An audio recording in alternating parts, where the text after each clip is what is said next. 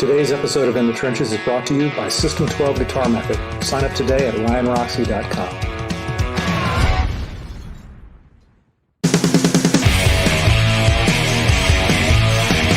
In the Trenches with Ryan Roxie. Hello, and welcome to another live stream episode of In the Trenches. I am your host, Ryan Roxie. Hey, folks, what's happening? It feels like I just saw you. You know what? If you're just piling into the chat room right now, thank you very much. It's on the YouTube official channel right now. I see everybody there. We have a lot of the usual suspects, but if you're new and you're brand new, hit that subscribe button right now if you can, because we want you to support In the Trenches and everything that we're doing here so we can bring you more amazing guests as the one we are having today. So let me dive right into it. Are you ready? I am ready for a rock show today. I'm telling you, so much good news has come out this last couple of days. We'll talk about it all. So our guest today, well, he's been extremely busy in the trenches, carving out a career of longevity that many singers would kill for. Not only has he been a member of one of the biggest metal bands of all time, he's also just finished his 11th studio album, War Within Me. And here to talk about it all, welcome into the trenches, Mr. Blaise Bayley. Hello, Blaise. Hello, can you hear me? Hello. Ha! Ryan, how you doing, man? How you doing? What's happening, Blaise? You know what? I messed up the intro just one line because it was a little bit corny, but maybe I'll redo it and cut it up and I'll say, "Welcome, the voice behind the fire, Blaise Bayley." Oh, that's nice. Well, we'll go with take one. Yeah, I think we'll go with take one. Yeah. Now all of a sudden, Vic is shaking his hands up and left and right because he's saying, I know he's trying to type in the private chat that there's an echo going on. I know my producer better than he knows me, and he thinks he knows me pretty well. But Blaise, if we have any echo in the future, we'll let you know. Everything's getting better. If you want to turn your volume down, I think it's all good right now, right? Okay. So welcome to the podcast, Blaise Bayley. Right out of the gate, I wanted to talk to you and want to talk big things about the new album, because the new album, you have a new album out. I already mentioned it, called The War Within Me. Is it War Within Me or The War Within Me? War Within Me. All right. And this album you put out just a couple weeks ago digitally, last month in April. Yeah. And the big news is, do you want to just go right out with the bombshell? Do you want to tell the folks what's happening? Well, everything has been delayed apart from the digital. And not the good news, folks. the CDs were delayed, all COVID related. And the vinyl had the longest delay. There's already a 3-month waiting list at the factory because of so many people doing vinyl. We had that incorporated into our deadlines, but then with COVID and everything, it's made it all late. But the big news is the actual vinyl arrives at Castle Blaise this week, and I will be signing it and posting it on Friday. Oh, yeah. I feel like we should have some animation for that. It should be some sound effects, something like a jingle that Robbie Miller could have written for this. I mean, it seems, but actually your voice, you have the voice not just for radio, you have the voice for podcast, Blaise. Oh, thanks, man. That's very kind. Very kind. That check is in the mail. When you talk about Blaise Castle, because we did some research and we found out that you're from the South, Birmingham, and we've had another particular lead singer from Birmingham on In the Trenches not that long ago, Mr. Rob Halford, and I can only imagine that the two of you have met. I'm going to stop you there, Ryan, because Birmingham is the middle of England. Geography challenge, right? And Rob, I think he will be slightly annoyed. Things, as you get local, get a little bit tense. Rob is not from Birmingham as such. He's from the Black Country.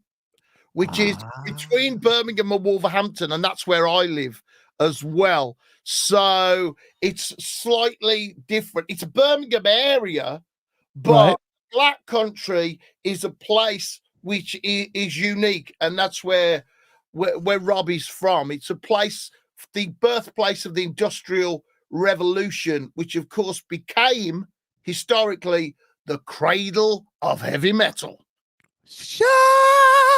Oh yeah. Don't know much about geography. I'm getting schooled, folks. In the trenches, getting schooled by Mr. Blaise Bayley about UK geography. And I'm apparently, just saying, if you don't want to get into a fight, I know. See, Rob, it's best to say, "Are you from the Black Country then, Rob?" And but things will be okay for you then. Well, if I was in a fight, I'd be in his solo band fight. Yeah. There you go. But no, okay, so it's Cardiff. Am I right in saying Cardiff is south? And Cardiff is. Oh damn! I'm wrong again. West, man. Like okay, you're in this trap of you're in this geography trap of London being in the middle. All right. So Birmingham's just a little bit south of London. Birmingham is right. No, man. It's north. It's north. So just stop now. Let's move on to the music because he's getting. You're in Castle. Okay, Castle Blaise is in Manchester. That's what I just wanted to get. No. Yes, it is. Yes, it is in Manchester. Damn, I just wanted to get that straight. Damn it. Castle Blaise is Bury near Manchester, where they invented the very first battery for storing large amounts of wind power. Electricity. Fucking talking. Because the problem is with renewables. The problem is with renewables that you can't store the stuff, right? When you're online with a big power station, that comes down the line in the electricity, but you can't turn that power station off. It takes days to turn it off and turn it back on. The renewables, because there were no batteries to store the electric from renewables, right? They kept the power stations going. Now there are batteries which are being developed, invented in Bury, where you can actually store large amounts of electricity in the battery, and it's just like a backwards freezer. That's how it works. And this is Blaise, are you like this kind of like Elon Musk character that actually has his own alternative energy source? You definitely have a lot of energy. Are you right now hooked up to wind power right now? Because you seem to have a lot of energy today. No, what I am is I'm metal. I have the power of metal, and I have this album, which is to transmit energy to my fans. So when my fans have War Within Me album playing, they have more energy. That's it. There you go. You can actually on the album cover, you can actually see the source of all renewable energy. It's in the center of Blaise Bayley's skull, apparently, according to your album cover. Or is that a war going on inside your head? What is it? What the hell's going on? Yeah, that's the war. And you'll see just behind me there is Nikola Tesla. Get out. Yeah, just behind my left ear, there's Nikola Tesla is just over there, you see, going towards a black hole behind Stephen Hawking. Oh my God, there's so much going on. We're going to break it all down because those are 11 tracks. I was going to, you know what? The bombshell you already dropped that the vinyl's out. You're going to be signing it with, are you going to be signing it with a renewable energy Sharpie or what kind of? No, I always use these pens. You had a pen endorsement? From Germany, and it's a paint pen. A paint pen, yeah, of course. Hideously expensive, but it's the only thing that I found will consistently go over hundreds of items. A Sharpie will always wear out. It'll lose the flow. You'll have bad ones. This one, you treat it carefully. It'll last. I think it's about 800 to 1,000 items you can do. You are Elon Musk. There's some evil genius going on inside that war inside your head right now, my friend. So there it is. Blaise Bayley approved. Got to use a paint pen. for all those that were asking out there, because I always thought the Sharpie was the sort of signature pen of choice when you're on the road, but when you're doing apparently album signings, go for the paint pen. I'm a lefty, so I have to be a little bit careful because the paint always gets on that part of my hand. That's going to be difficult for you. We've established that. Are you a right-handed person, I guess? Yeah, I am, yeah. All right. Well, I was going to talk about that album cover just because we're already talking about The War Within, and then, of course, we're going to go back to Get Forward. But one of my favorite songs I listened to today was the Unstoppable Stephen Hawking. Yeah, and that was actually track 10 of these 11 tracks, folks. No, it's not 11 tracks. It's not 11 tracks. Okay, no, I'm wrong. 10 tracks, man. Sorry, Ryan, to contradict you on your own show, mate. No, you're right. I just couldn't. It's your 11th. It's your 11th studio album. Yeah, and that's where I got hooked up. The reason that you will think that it appears to be, and it in fact is, in one way, the last song on the album of the collection of songs is the Unstoppable Stephen Hawking, but that's track 9.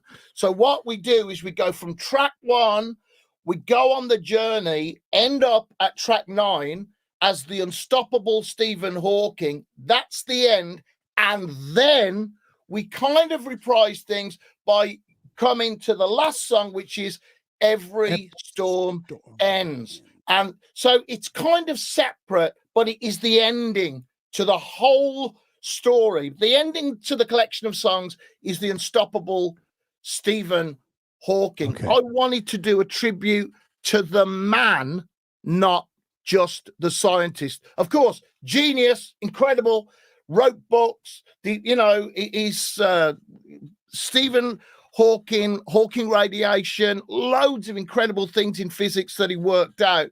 But for me, the important thing was the man and the courage of the man. They told him he had 3 years to live. Mr. Hawking, most people who have this condition are dead in 3 years. That's what they said to him. He said, I've got too much work to do.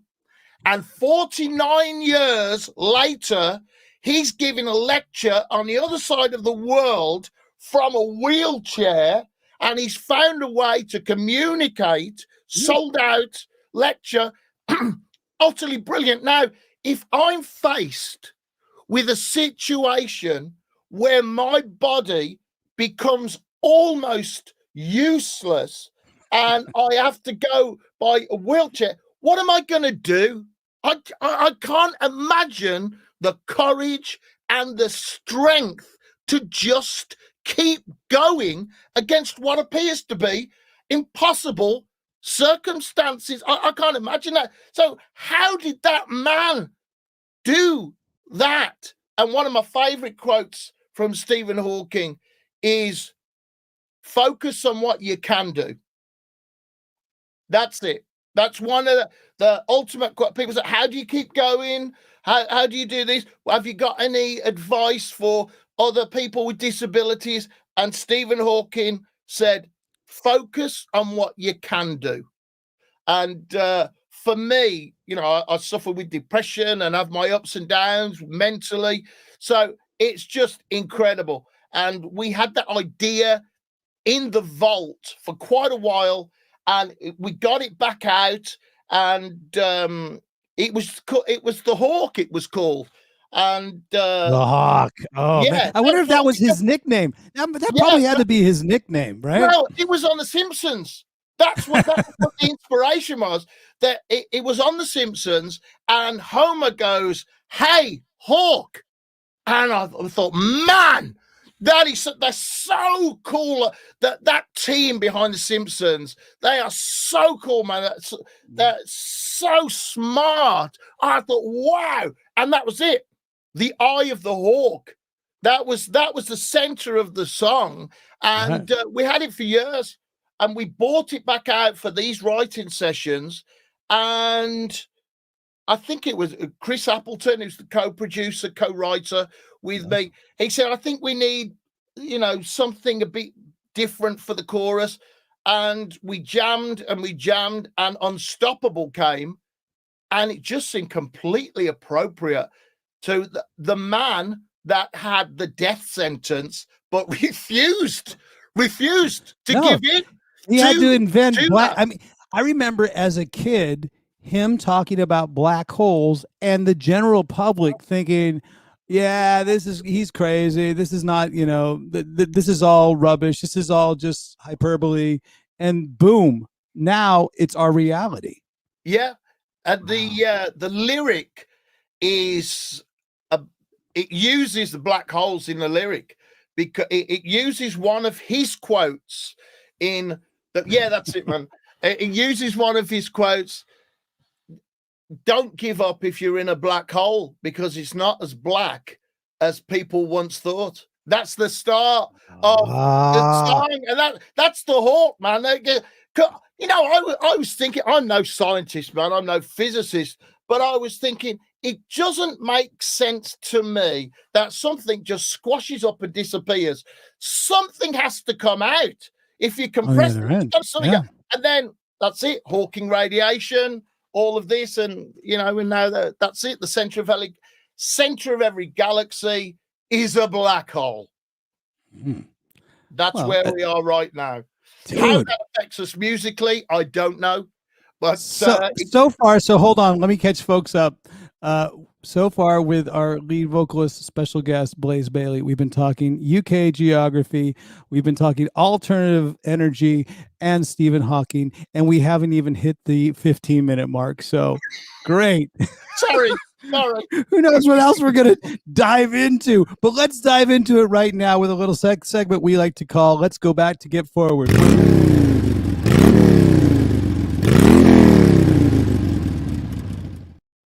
So there you go. I was going to ask this question, and I think one of our fans, when we do the Let the People Speak, it's where a lot of your fans, a lot of the In the Trenches fans, they write in questions, and I know this was one of them right out of the gate. And I know you probably get asked this a ton of times, but being that your name is Driven Blaise Bayley, is your last name is your first name, correct? Am I correct? I'm so paranoid now because I was wrong with the UK geography, but I think your first name is Bayley Alexander Cook. Yeah, I'm close with that. Now the name Blaise, was that something that you came up with at a young age, or like myself with Roxie, or it's just the problem is I'm so old, man. I'm just you're not. So old. I'm from a different era. When I was a kid, they literally, and I know this is unbelievable to a lot of people. When I was a kid, there was no internet and there were no cell phones. When I was a kid, that's what was happening. And my father came up with this name he really liked, and I don't know how he got it. Bayley, spelled Bayley. In those days, that was absolutely very, very unique and unusual. And in the UK, I think I'm possibly the only person in the world at that time to have the first name Bayley. And there was a stripper. There was a stripper in the 80s during the Cat House era, and she might have just been a fan of yours. That's what I'm thinking. Likely. Very, very likely, man. Very likely. But doesn't Bayley sound spelled that way? That's a great stripper name. Come on. If you ever decide to switch careers, you got it going on. I have stripped, but the audition didn't go well. So why didn't we go? Is that you stripping? Yeah. That's us backstage at the strippers audition where they were getting bands to strip. They thought this would, but no, nobody wants to pay for that because they. Why didn't we just start with that as being the big bombshell? Blaise Bayley is a stripper instead of like the vinyl coming out and then the whole paint pen, I just don't think that's going to surprise people. That's the thing. So yeah, my given name was Bayley, and then of course in America you're used to unusual names there, right? But in the UK, what's your name? Bayley. No, your first name. And, you know, after a few thousand times of being told you don't know your own first name, it gets wearing. You go to United States, what's your first name? Bayley. Oh, that's unusual. Nobody second guesses it. People expect unusual names there. So that's the second question. what would happen is I'd just get sick of this. And we all gave ourselves these ludicrous, wonderful, crazy, glam names in Wolfsbane at the start. So Slut Wrecker was the drummer. And Steve that Danger, sounds painful, actually. Yeah. So we go, right, what's a good name for the drummer? Let's call him Slut Wrecker. That must have come right from Rat Scabies, because that sounds the same thing as the drummer. It's the same kind of. It sounds like instant disease. It sounds like an instant STD. That's great that we're getting because Slut Wrecker there. That's Steve Danger. He came after Slut Wrecker.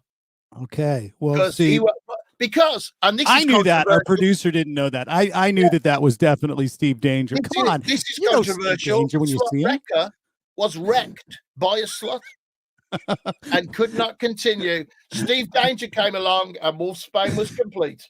And that's the first album lineup. And there's a limerick somewhere in down there. Yeah. There's some sort of limerick, and you might want to start put pen to paper and start saying, there once was a man named Slut Wrecker who was wrecked by a slut. So we are talking Wolfsbane because I wanted to get into that because it was, in a sense, one of your earlier bands, but it's continued all the way up to this day. And that's another bombshell that I kind of wanted to maybe there's been an announcement that Wolfsbane is maybe working on something new. What's happening? Yeah, absolutely. Let's let it go. What happened was, that original lineup from the first album, 84 to 94, right? Yeah. What we said was, well, that's the Wolfsbane lineup, and as long as we're all alive, that will be it. That will be Wolfsbane.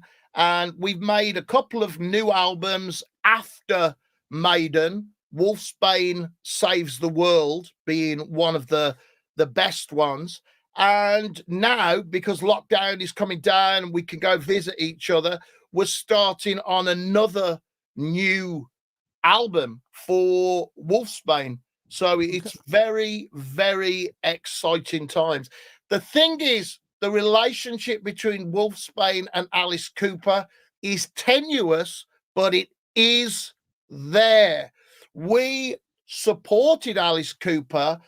I think it's Cornwall. I think it's a venue called Coliseum at the time. There might be somebody there who'll get the actual facts. Somebody right now in the chat room, please. And if you are listening to us on Facebook Live or any of the audio broadcasts, make your way on over to the YouTube official channel because we supported Alice Cooper on the tour where he's got the screen, then he walks out of the screen.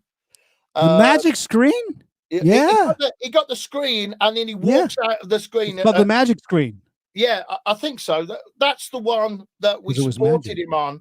And he was looking for something backstage and he wandered into our dressing room and said, "Is this the way to the stage?" And then he wandered out. And so there is that thing of that tenuous link with that. Well, I think you're close. I think we did a couple of shows with him on that tour in the UK. Obviously, this had to have been sometime in the late '80s. Then, yeah. Okay, because that was before my time. Because I got into the band in '96. Yeah, and I know that we've crossed paths. I'm sure we've shared dressing rooms at a festival at one point or another, because that's one thing about you, but you don't stop. You've just tour and tour and tour, and whether it's Wolfsbane or whether it's Absolva or whether it's Blaise and whether it's the Blaise Bayley band or whether it's anything that you do, it always seems that you're on tour and you love festivals. Well, yeah, I do my best. It's my life, really, Ryan. And yeah, I not last year, but the year before, I was at Sweden Rock Festival doing my anniversary set list of my Maiden era songs, because and this is just, it's not infuriating, it's just mildly amusing, because I accept it now that people come up to me and they say, I haven't seen you since 1996. And I go, well, I've toured every year. It was since then with different albums and all of that. So I thought, you know what, we'll do a tour, an anniversary tour of joining Iron Maiden, not leaving, but of joining. 25 years since I joined Iron Maiden. Fantastic experience, learnt so much, wonderful, wonderful guys. And there we get to Sweden Rock, huge festival. I think Kiss were on, Slayer were on, just everybody, massive, massive festival. And there there's a dressing room. And there are two dressing rooms. There's one for the band, and I get my own Blaise Bayley dressing room. And I'm like, yes, I have arrived. I have got my own star dressing room. Who do you think you are? Do you think you're Nina Strauss? Who do you think you are? Yeah, oh, it was just incredible. Incredible. Just a little moment, and you think, right, going way back in time to playing the Marquee in London, which was basically, the dressing room was basically an equipment storage closet at the back of the stage, and the headliner and the support, everybody had to muck in together for the dressing room, to go from there years later and have my own porter cabin. There it was just fantastic, man. That is royalty. That it really is. You've made it at that point, I guess. It was good. It was a good weekend. That was very, very good weekend. Well, there's some questions a little bit about festivals on, but that's when the people speak. So I do want to sort of dip our toe a little bit into those Maiden years, because Wolfsbane, 84 to 94, and then in 94 the world sort of changed for you. And does it feel good to know that you sort of brought your era of Maiden? You have brought, I would say, a metal masterpiece in the song "The Klansman," because it's still in the set today for them. Is there other things that you felt you brought to that era that has lasting power, or what is your takeaway from those 5 years of being in that huge band? Well, I think my view has to be subjective, really. It's not for me to say, about anything else. My own thing that happened to me is working with guys with so much confidence, because they had success doing things their own way. Not easy. They fought the record company. They battled to get the artwork, to get the sound that they wanted. They had an album refused by EMI and basically had to go to war with them to get it done. And they did it all on their own terms. They had success. So to join a band and write with people who said, it doesn't matter what anybody else thinks, it's what we think is good. It doesn't matter who has the idea, it just has to be a great idea. That was so liberating, because in Wolfsbane, We battled and battled for our artistic freedom and to do the things we want. And all the way, you know, every time it seemed like, oh man, what, this is who we are. It should sound this way. It should look this way. And we didn't get it. And then in Maiden, it's like, no, it just has to be good. That's it. It just has to be good. Verse, chorus, doesn't matter about anything. It just has to be good. And it has to make sense to you. And it was incredible. But then working very closely with Steve Harris and Nigel Green, with Steve Harris on the writing and the production, he found this other area of my voice, which he'd heard before on a warm-up.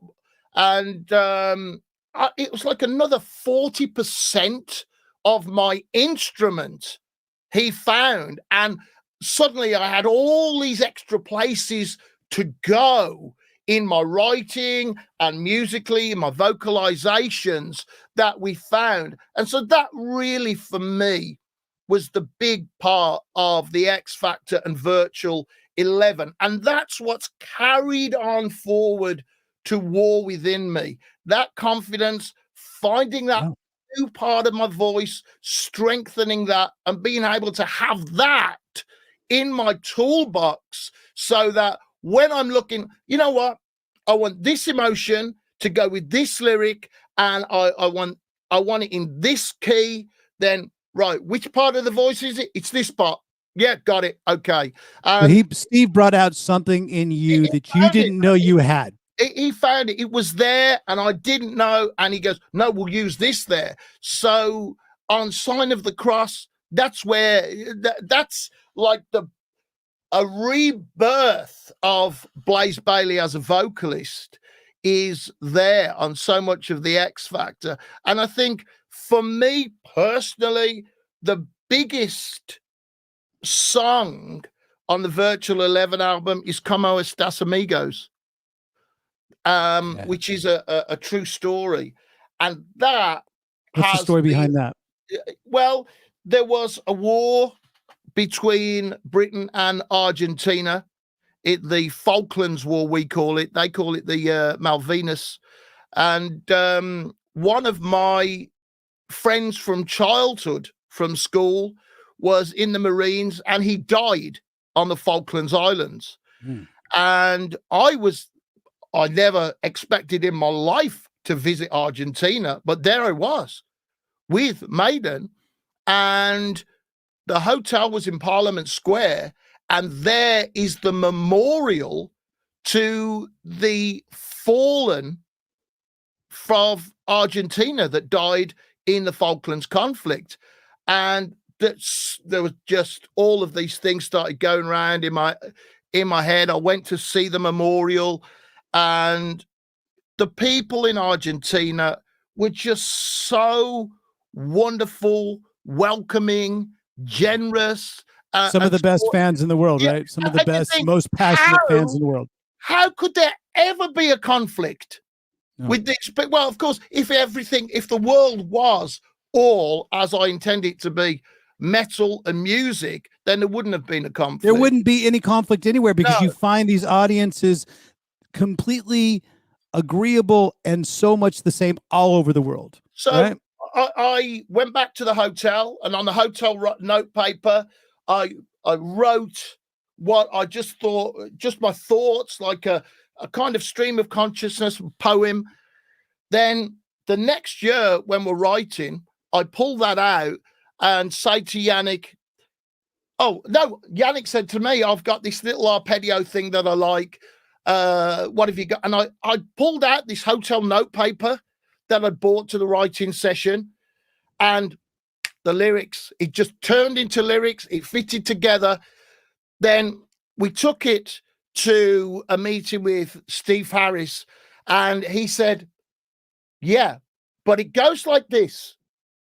And he put the parts into an arrangement, which alien to me, goes, no, this is how it goes. It changes there, it does this, and all of that. And for me, that's my biggest song. Personally, my biggest song from I Am Maiden is Como Estas Amigos, because it shows everything of the change in my voice, the ability to carry the genuine emotion into the microphone and get it back out of the speakers.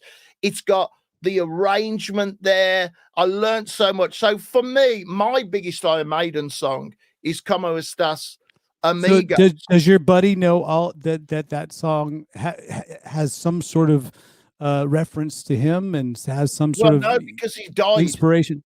He died in the Falklands. My God, childhood friend joined did the Marines. say that at the beginning of the story. died. It's obviously, but then he knows. He has to know somewhere up there. Absolutely, yeah, absolutely. Because I remember my mum telling me, "Oh, you know Paul Summers, the caretaker's son." I said, "Yeah." She's going, "He's died in the Falklands." And I'm like, "Oh shit, what?" You know. And I think anybody who has friends in the military, it's a kind of thing that perhaps you don't want to think about, but of course you're going to war, and death is a distinct possibility. Death and being mutilated and all sorts of these things, but it's kind of there until it happens. And then when it comes into focus, it's like, wow. So years later, I would never have thought I'd be in Argentina, drinking and having fun with the Argentinian people, and all of that, enjoying the same kind of music and everything years after that conflict and the death of my friend. So that's, to me, that's the biggest song. But I know my biggest hit is Man on the Edge, top 10 around the world, and something I'm immensely proud of from the X Factor album, and a song that wasn't a single, but I really wish it had been a single, is Future Real, and that is from the Virtual 11 album. And it's a song that I often have in my live set now. You know, it's such a cool song, and I wrote that with Steve Harris. Well, we are sitting here with Blaise Bayley. Great memories of sitting there with him writing that song. Sitting here with Blaise Bayley, talking about some of his favorite memories of songs in his days with Iron Maiden. And what you said earlier, that powerful story, it made me think a little bit, because you do play a certain brand of, it's aggressive music. Metal has always been your forte, what you bring to the table, your powerful voice. And a lot of these people that do actually defend countries and go off to war, they listen to aggressive metal music either to pump themselves up or to maybe calm themselves down or just to cope. How does that make you feel as an artist, knowing that you've been a part of that experience? Because I've had it happen to me before, where we've played military places, and I'll have a lot of troops, a lot of soldiers come up and say, "Hey, we listen to your music right before we get sent off on a mission, and we just want to tell you it really pumps us up." And it's like, inside I go, "That's great to hear," or "Thanks." I mean, in a way, it's kind of like, wow. I just go, you know what? Whatever I can do to make your life good and better with what you have to do, So, but how does it make you feel in that world? Well, I think for me, I'm so lucky, Ryan. I am completely independent. I'm supported 100% by my fans, and that gives me a certain degree of freedom, well, a massive amount of freedom, but also a great deal of responsibility that I feel. At my headline shows, there's a free meet and greet. Up until COVID, there's a free meet and greet at every headline Blaise Bayley show, and my fans share with me their stories and say, This album meant the world to me when I was going through a tough time. This song really helped me through this situation. This album got me through some tragic times where I was struggling to hold on. And for me, that's very, very humbling. And right. I had that in mind when we started the writing for the War Within Me album. I thought my fans have supported me through thick and thin, good and bad, times when I'll hold my hands up, I wasn't 100%. And they've believed in me and supported me, and they've relied on my music. They've made me part of their life in difficult times. I thought, now it's time for me to really do something special. And when we talked about the whole album, like we do, Chris and I, we always talk about how do we want the album to feel when it's finished? What kind of album would we like to have? And I said, it's got to be positive, man. This has got to be positive. This has to be an uplifting record that when you get to the end of it, you go, oh, I got my Blaise Bayley album. I feel much better. And that had to be it. So from the first to the last note, everything is this the right key to have this vocal and this word? And Chris would go, you know what? I want this part of the voice. Let's go there. And I would go, okay, for that. And now in this part, I want this part of the voice. Let's find the key. Let's make sure that we're in that right place.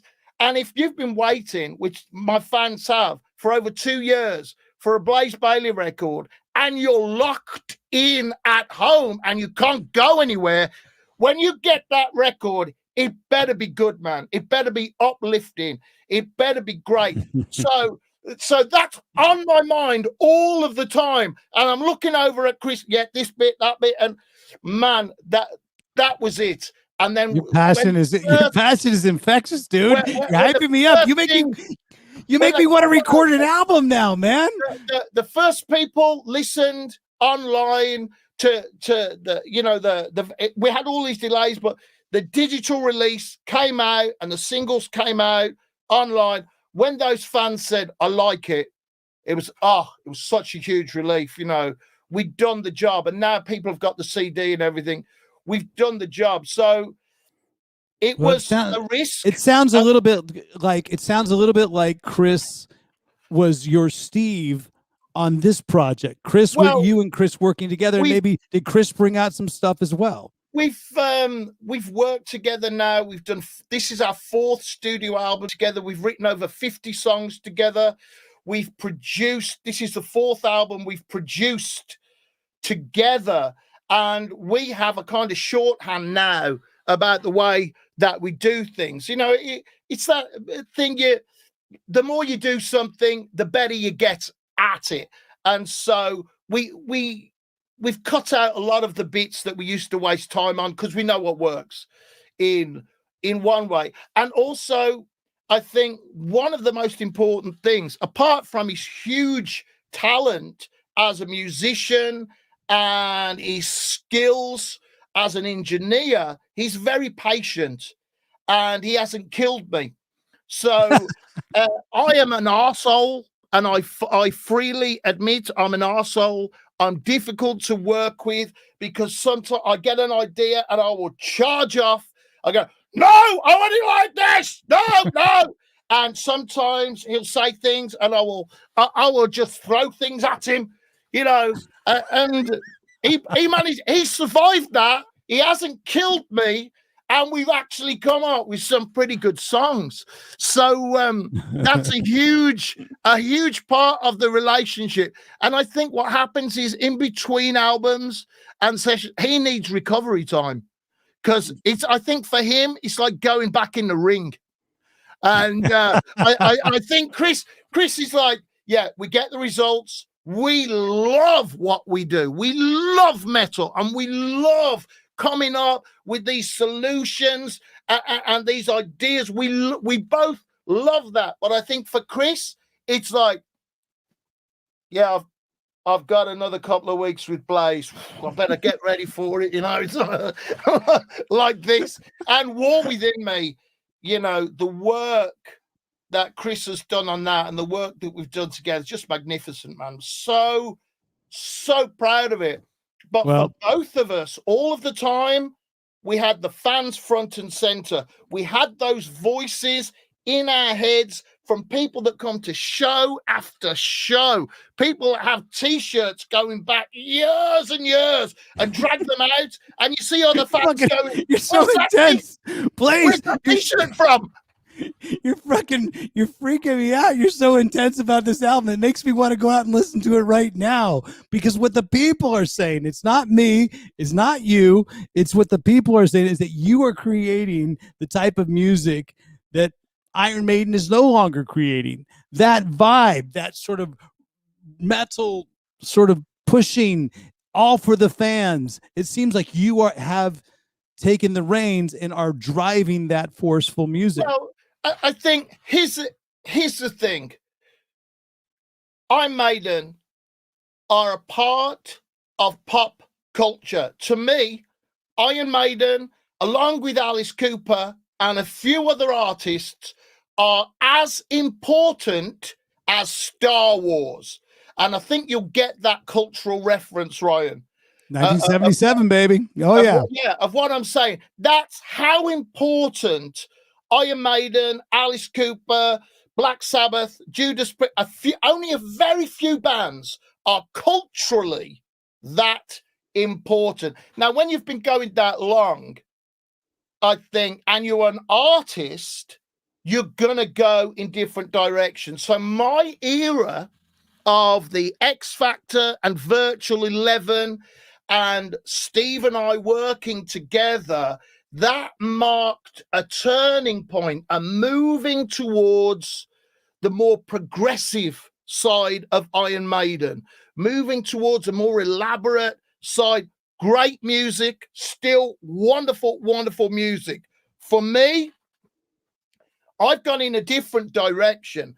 I have become more focused about what I do, and I've limited myself, partly because my imagination is so vast, it will go into any direction and I'll think it's a good idea.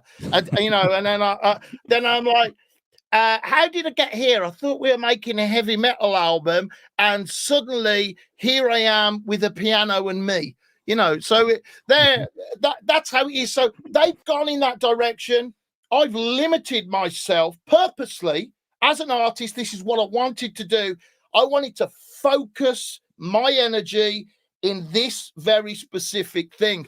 And since my Silicon Messiah album, that's what I've managed to do, you know, and it's worked for me. And I'm just so lucky, man, that I have fans around the world that have supported me, believed in me, and really made it possible for me to get to a stage where I can make the War Within Me album and do something which I feel, I know it sounds cheesy, it sounds pretentious, but I feel it's probably my most important work that I've ever done, is the simple arrangements on this heavy metal album is probably the most important thing I've done outside of Wolfsbane. Well, if it's at all energetic as this interview, it's definitely the most passionate work that you've done, because you've shown so much passion towards this album and this interview, by the way. And it's cool that you talked about this sound that you've been focused on. My question is, what would you consider is your sort of signature sound? And I'll say what my opinion, and then you say yours. I feel that listening to the albums over the years, you have definitely focused on with guitar harmonies and your vocal interaction within those guitars. I find you and the guitars sort of doing a dance, if you will. And it definitely has a sound that transcends many albums. What do you consider your signature sound? Well, I think War Within Me is, you can say that's the signature Blaise Bayley sound as an artist. Now I'm in the role of producer as well, alongside Chris Appleton. Now I'm in that, then I can extend from the lyric, from the melody, from the music into the mixing as well. And I can actually take you on a complete journey. As my listener, I can take you and go, right, look at this now, hear this now, come with me this way, come with me that way. I'm taking you there. So, it's a sound that I've had on most of my solo albums, apart from my Infinite Entanglement trilogy. And that is to have power, a feeling of power, the essential depth of, for me, what is a metal sound is a great sounding electric guitar. And that guitar cannot have any reverb on it. It's got to be there in the speakers, or it's got to be there in the headphones. It's a phrase a very old friend of mine said, the guitars have to part your hair. And you can see that's happened to me several times. Yeah. And you may have heard that along the way, Ryan. Or the guitars are part your hair, And I always hear the guitars are too loud. Well, usually from the only other singer that says the guitars aren't too loud is Alice. So thank you for being one of those amazing singers that loves loud guitars. I'm just a huge fan of electric guitar, and I've been lucky to work with some incredible musicians along the way, talented people. And in Wolfsbane, working with Jace Edwards, is such an innovator, man. He does things with electric guitar that you think, well, how is the sound that he's making completely unrelated to electric guitar, but that's what he's playing it on, and with Chris Appleton, he's so musical. And you have Luke as well, Chris's brother, because I want to give credit to the whole entire band as well, because Chris Appleton and Luke Appleton are on the newest record, I'm assuming as well. Yes? No, you're wrong. Oh, great. Awesome. I'm wrong. I love to be wrong on geography and band members. Yeah, but don't. It's a great podcast. Don't worry. Don't let it affect your confidence. Trust me, it ain't going to affect my confidence. My ego's way too big. Ask my producer. You're a great host, Ryan. You're a great host. Yeah, even though the geography and the lineup that recorded the album is completely wrong, you're still a great host. I fucking blame your Wikipedia site. Up dated. Update your fucking Wikipedia. Someone in the chat start updating Blaise's Wikipedia, because I thought the main band that you had today was Blaise on vocals, Chris, of course, your producer. That's actually co-producer who's also playing guitars. I thought Luke, his brother, was, but and Carl and Martin. Maybe I'm wrong, but tell me. Let's give some credit to the band, because I want the whole band to get credit, because you give credit to all the fans. Now give it to your band as well. Yeah, I know you do a good job those guys there in the photo, they are on the album. They're on this new album. Talk about it. Bizarrely, though, I have had Luke guesting on my previous 3 albums as a vocalist, actually. He is not anywhere on the War Within Me album, but he is now a full-time member of the touring lineup of Blaise Bayley. And if everything goes great and we don't get, too many more viruses, he will also be featured on the next studio album, but he's only just come on. He was in the lineup for the anniversary Iron Maiden set as the second guitar, the rhythm guitar. Now he's come on board, not really in a rhythm guitar role, but as a power guitar role. Where I like that term. I like that term, power guitar. I don't. The rhythm guitar, the ultimate rhythm guitar, is Malcolm Young. This is a man who actually brings AC/DC to a place where it is a rock of rhythm that will move you from your heart to your penis. And this is what Malcolm Young did for AC/DC. For so many years. Yeah. For me, the cliches that we use in metal, the cheesy parts of metal, heavy metal is the worst, absolutely the worst music imaginable when it's played badly. And it is the best, absolutely the best, most powerful, passionate music when it's done well. But it's still electric guitar, bass and drums and a bit of singing. So how does that work? Then it does that way. So when I spoke to Luke... why does metal suck? Is it basically what we want to find out? No, it's something where people forget people forget themselves, and I think they focus on details and sounding like other people.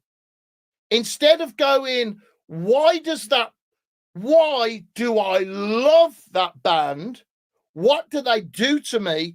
What is it inside me that I can express using this very limited style? People just go, I want to sound like Metallica. I want to sound like Iron Maiden. I want to sound like this. And their personalities are left. The greatest gift that we have as musicians and as human beings, the number one thing is imagination. And when that gets left out of metal music, that's when it's the most tedious, vile, horrible, poisonous thing imaginable. And when it's in metal music and when there's passion in there, it's just unbelievable. It's illegal. It would be illegal if the government knew how heavy metal made us feel. They would tax it, man. They would tax it. Absolutely. It would in the UK. They would tax it. It would in the UK. I know that. It was like the rock shows, the metal shows. It'd be like, well, how come it's 3 times more than Michael Bublé? Well, that's because it's taxed on feeling. You will feel good with Bublé, but when you come to see Blaise, it's going to be quite a lot better feeling. The different vibe. So that's it. And I love Michael Bublé. I love him. Love his singing. Oh my God. Right? There it is. Blaise Bayley and tea. That's what we're talking, because there wasn't the whole thing about America and the UK about tea. Or am I wrong about that? Am I wrong about history too, Blaise? Well, I think let's not get into history. Hold on. The biggest differences were that, and this is also true of Brazil, is in the very early days of rock bands coming to the US, the equipment was just so limited. You're going to blame the voltage? With 240 going to 110? The golden age was you could get your backline onto the plane. Then you could get a big car to come and pick you and the band and the backline up, including your drums, take you to the gig, play the gig, then take your backline on a flight to another city. This was a golden age of rock, where rock was being born in the days of Bad Company, the early days of Led Zeppelin. This is where rock was being. So the actual equipment as far as PA and things like this was just very, very limited and ramshackle. And then over a very short space of time, as heavy rock and metal started to become popular, that's when all the innovation started and all the equipment started to get better. You know, the whole consciousness of American industrial creativity started to be involved in music and making music. And then the next few years, suddenly, wow, America is the place to go. But in that little era of British bands coming over, that was like a little golden time. And it was like that a few years ago in Britain. Well, it's a long time ago since it definitely planted a seed with a lot of bands in America, from America, obviously. It was the same in Brazil. I started going to Brazil, and just the PA would be awful. And, you know, you go, is that okay? I go, oh, for fuck's sake. You know, so, and then 15 years later, everybody's got digital desks. They know how to work them, and it's just as good as anywhere else. You know, you go and play Manifesto Bar in Sao Paulo. It's one of my favorite venues in the world. The guys there, it's one of the shortest sound checks you will ever do. You better make sure you're in tune at the start of it. Okay, kick drum. Yeah, done. I got it. Yeah, got that. And it's like, what? And he's like, guitar. Okay, clean guitar. Yeah, done. And so what? And the sound is always fantastic. There, always fantastic. The guys just know their gear. They go, yeah, done. Okay. So, well, we've had everyone here. So, and it's absolutely great, man. Wonderful, wonderful place. So I think that's a huge part of it. What we do is having that equipment, making sure that an electric guitar can actually come out sounding as I think electric guitars were meant to sound by Jimi Hendrix. In a roundabout way, the Blaise Bayley signature sound. We talked about guitars and vocals. That's it. It's guitar. So hold on one second now, Blaise. Before we go off on, because we are going to talk about South America, because we have some Let the People Speak segments. But first, because we're talking about audio and all the good things that we have with audio, we're going to take a quick commercial break with one of our sponsors, Beyerdynamic, and then we are going to talk about our fan of the week that we have. But we are here with lead vocalist, frontman extraordinaire, and obviously having a lot of energy today. We thank you for that, being in the trenches, Mr. Blaise Bayley. We are talking about the new album, The War Within. And of course, I'm getting everything wrong about the band members in it and the geography, and apparently the war within me. And I even got the title wrong, damn it. The War Within Me, Blaise Bayley's new record. But first, we're going to hear a quick commercial from our friends at Beyerdynamic. Vic, run it, please. Thank you. Hello, folks. Roxie here. Hope you're enjoying the podcast so far. I'm very excited today to announce our newest sponsor, Beyerdynamic. They produce some of the industry's very best quality microphones and headphones, and that's why they're the perfect fit right here in the trenches. You're hearing my voice today through the great TG V70 microphone. This mic is perfect for any home studio, plus I get to use it on stage. I have paired the mic with the legendary Beyerdynamic studio headphones, and they're called the DT770 Pros. These are amazing for analytical listening, truly the most authentic sound experience I've ever had. So whether it's listening to a podcast or one of your favorite albums, I definitely recommend these. Treat yourself right with Beyerdynamic gear, the gold standard in high fidelity. Now, let's get back to the podcast. There we are. We are back on the podcast with Blaise Bayley. Blaise, thank you so much for being here in the trenches. Are you enjoying yourself? Or Yeah, so far. Good. And I suppose my manager has spoken to you about the money. Yeah. Yeah. Tons of money. It's rock and roll. About the money.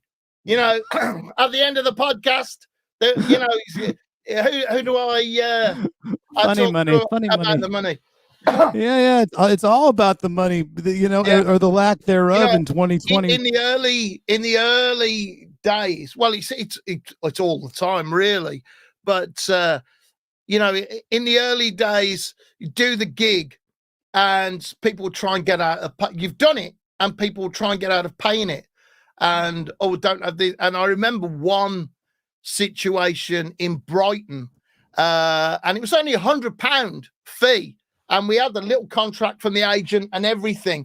Oh, Brighton, the south of the UK, right? Yeah. I told you I'd get it right. Damn it. Yeah, I fucking looked at a map during the commercial break. I took up a map of the UK, so now you can't stump me. It's incredible. It's well, it's some kind of that's not just headphones, that's electrodes feeding directly into your brain. You're like a secret agent. Okay, now you're like the Matrix, man. Right now, I need to know about British geography. Brighton is on the south coast. I'm your album cover. Vic, put the album cover up again. I am the war within. Yeah, there it is. That's my head right now spinning. So let's talk about the settlement, because you know what? You must have actually, everyone knows you get paid before the show, and you wouldn't do that. Huh? No, not in the small time little gigs. Years and years ago, it's paid in cash on the night. And so most times you'd be paid after the gig, because people would expect to make the money from the tickets to pay the band. Yeah, that's one. And but this was like a tiny little gig. It was £100, and the guy said £80. And I said, what? He goes, well, I've got the taxi money for the barmaid and the security. I said, no, man, I've got a contract here. There's no barmaid taxi fee. And there's no security doorman fee. Anyway, you haven't got a doorman. So it's what about the metal tax fee too? They should have charged you for the tax on the metal. On the feeling. The guy said, well, it's £80. And so Steve Danger, the drummer, just an amazing drummer. His sound, his passion is incredible. Steve Danger was wearing clogs. He went through a phase of wearing clogs, these big wooden shoes. And so from Denmark. Yeah, no, from Hebden Bridge in the UK. Well, but clogs were invented in Denmark. Come on. No. I'm sorry, Holland. Holland. Clogs were invented in England at Hebden Bridge in the UK. Yeah, it's a known fact. It's a known fact, man. I thought velvet was. I thought the Camden Market invented velvet vests and velvet clothing. Invented in Hebden Bridge in the UK. And Steve Danger had these enormous wooden, they're just wooden clogs. So I said, Steve is refusing to pay. And then you heard,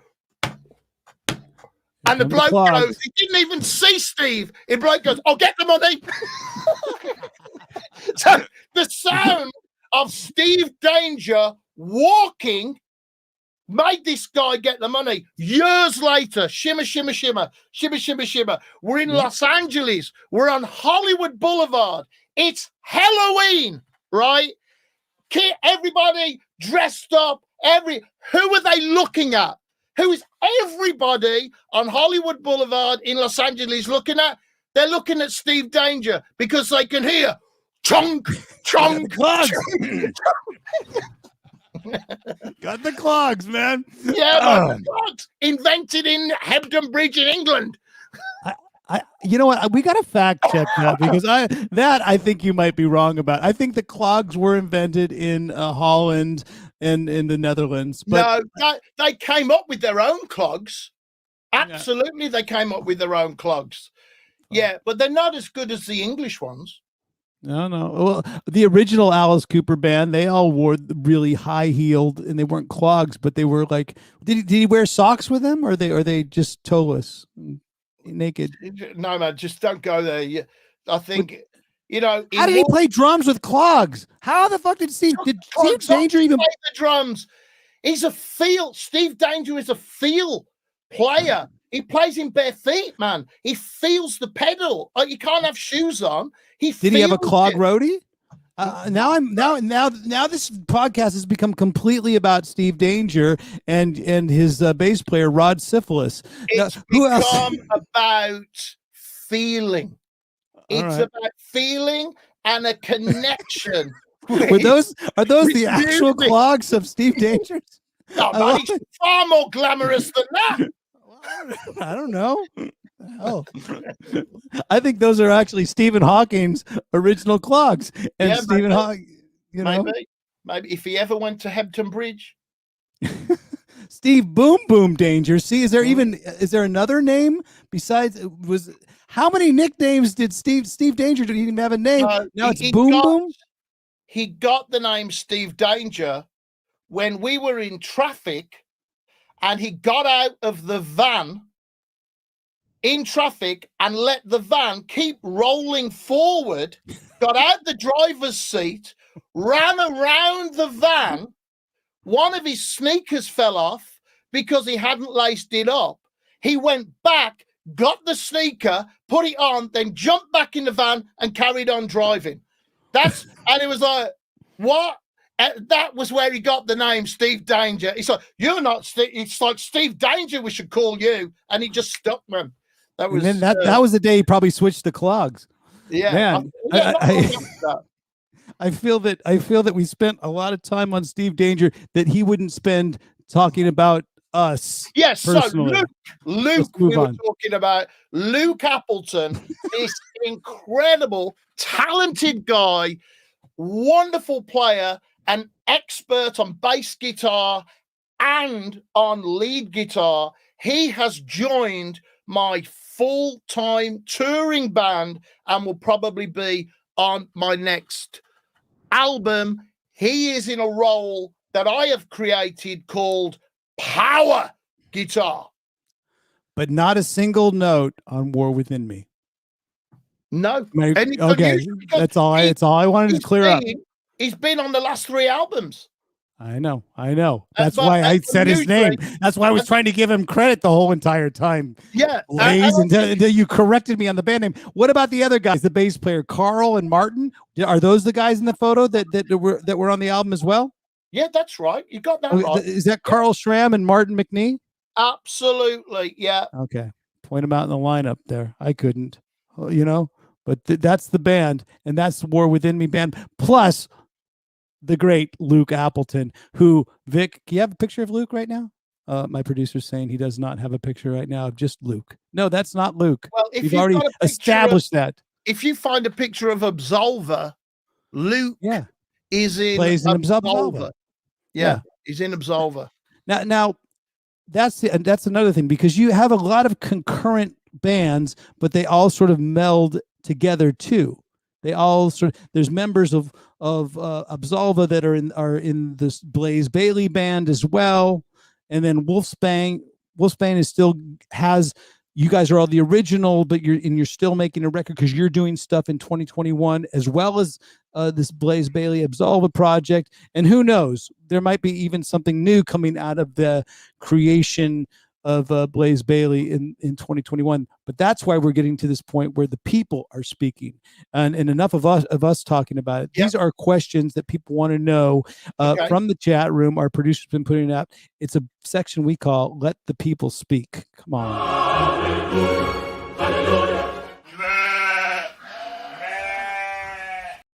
Because we were talking about South America and how passionate the fans are, whether it's all the way in.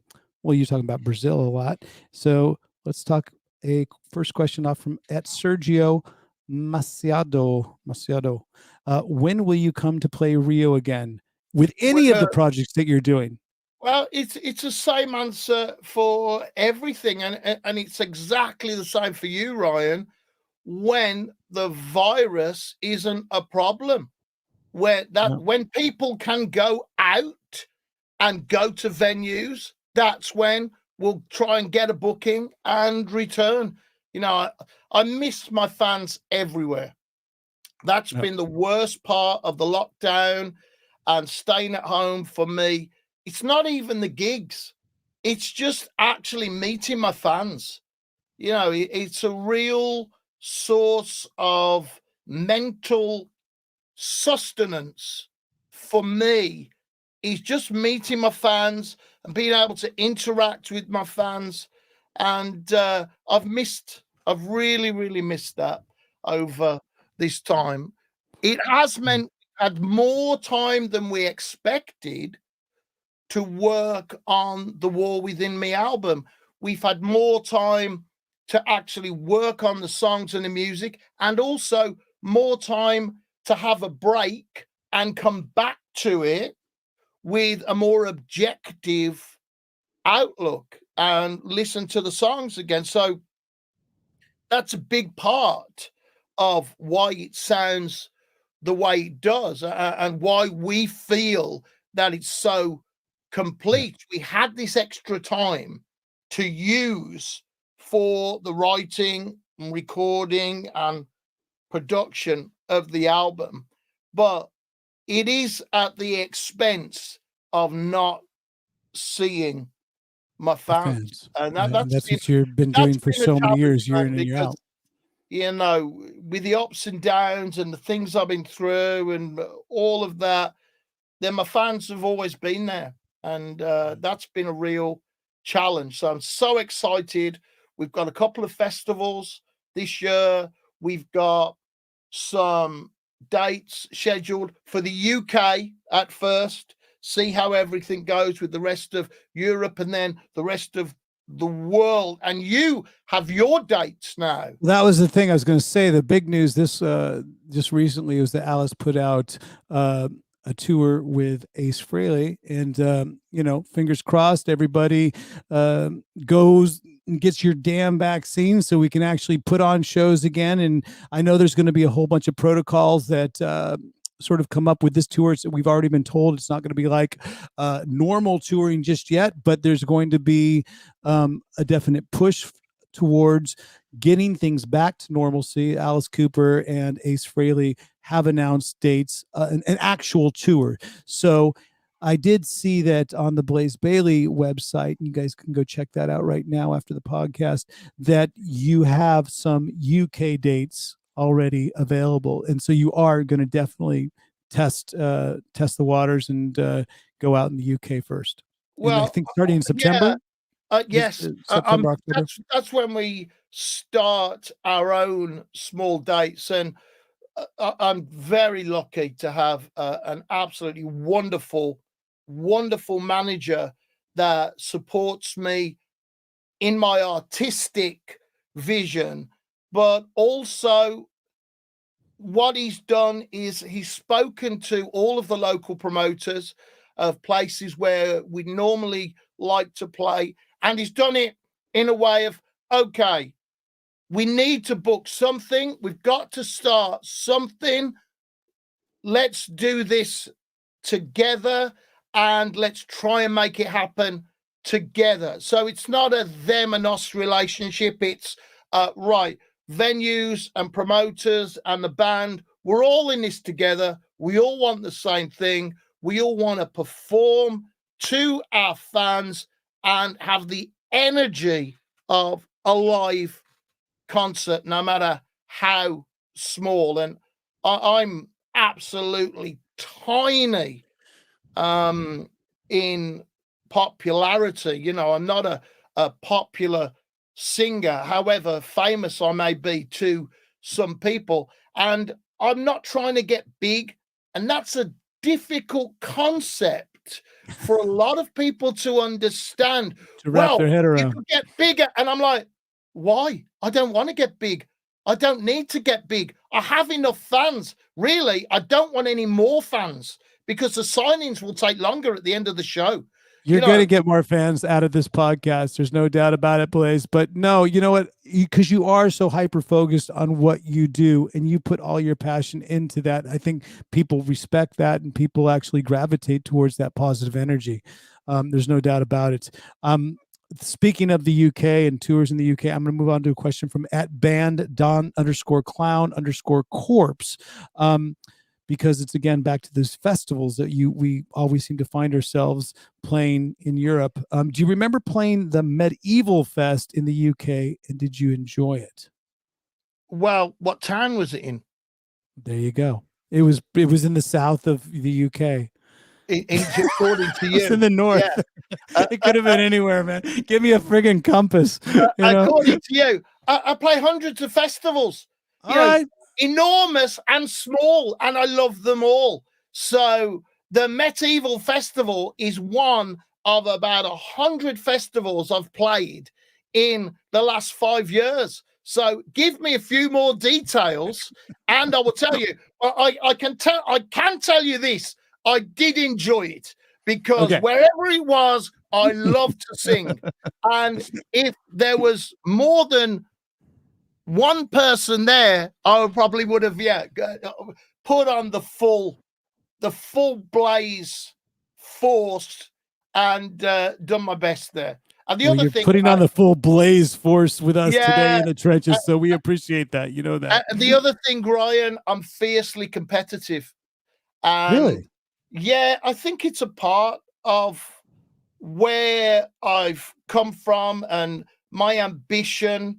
I'm not saying it's a good thing, but it's certainly a part of who I am. And it's a part of... Can you turn it off, or is it always? Is it constant?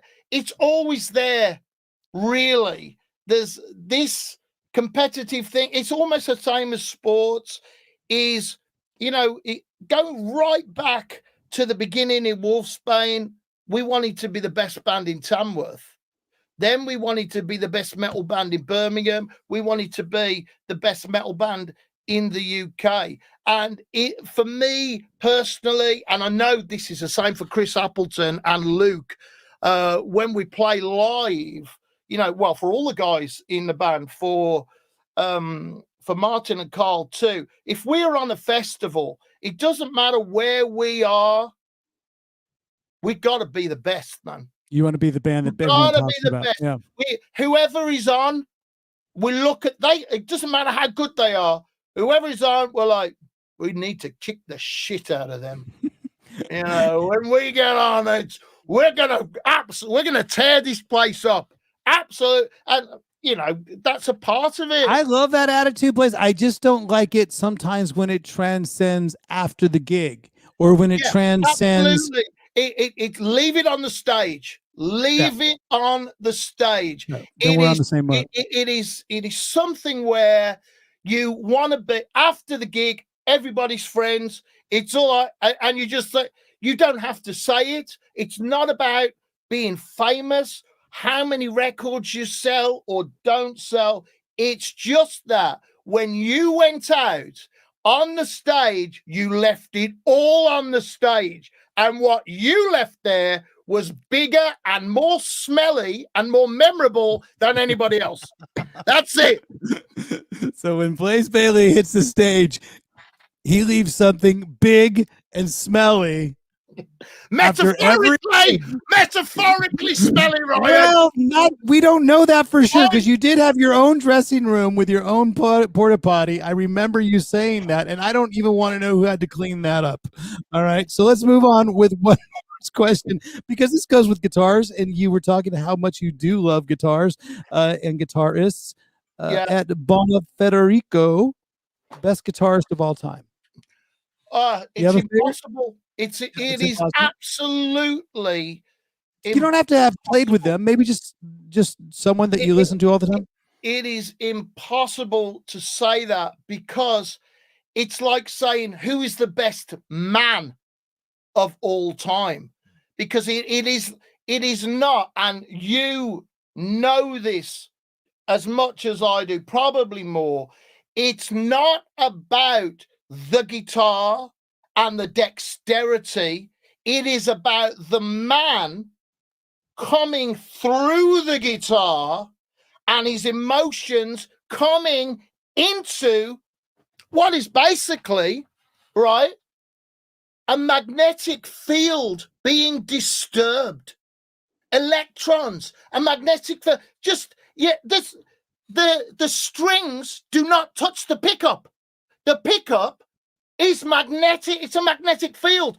So this man, you, Ryan, are there, and you are basically taking your emotion and your personality and you're transmitting it across space using a magnetic field and electricity. Primal forces. Absolutely. That's it.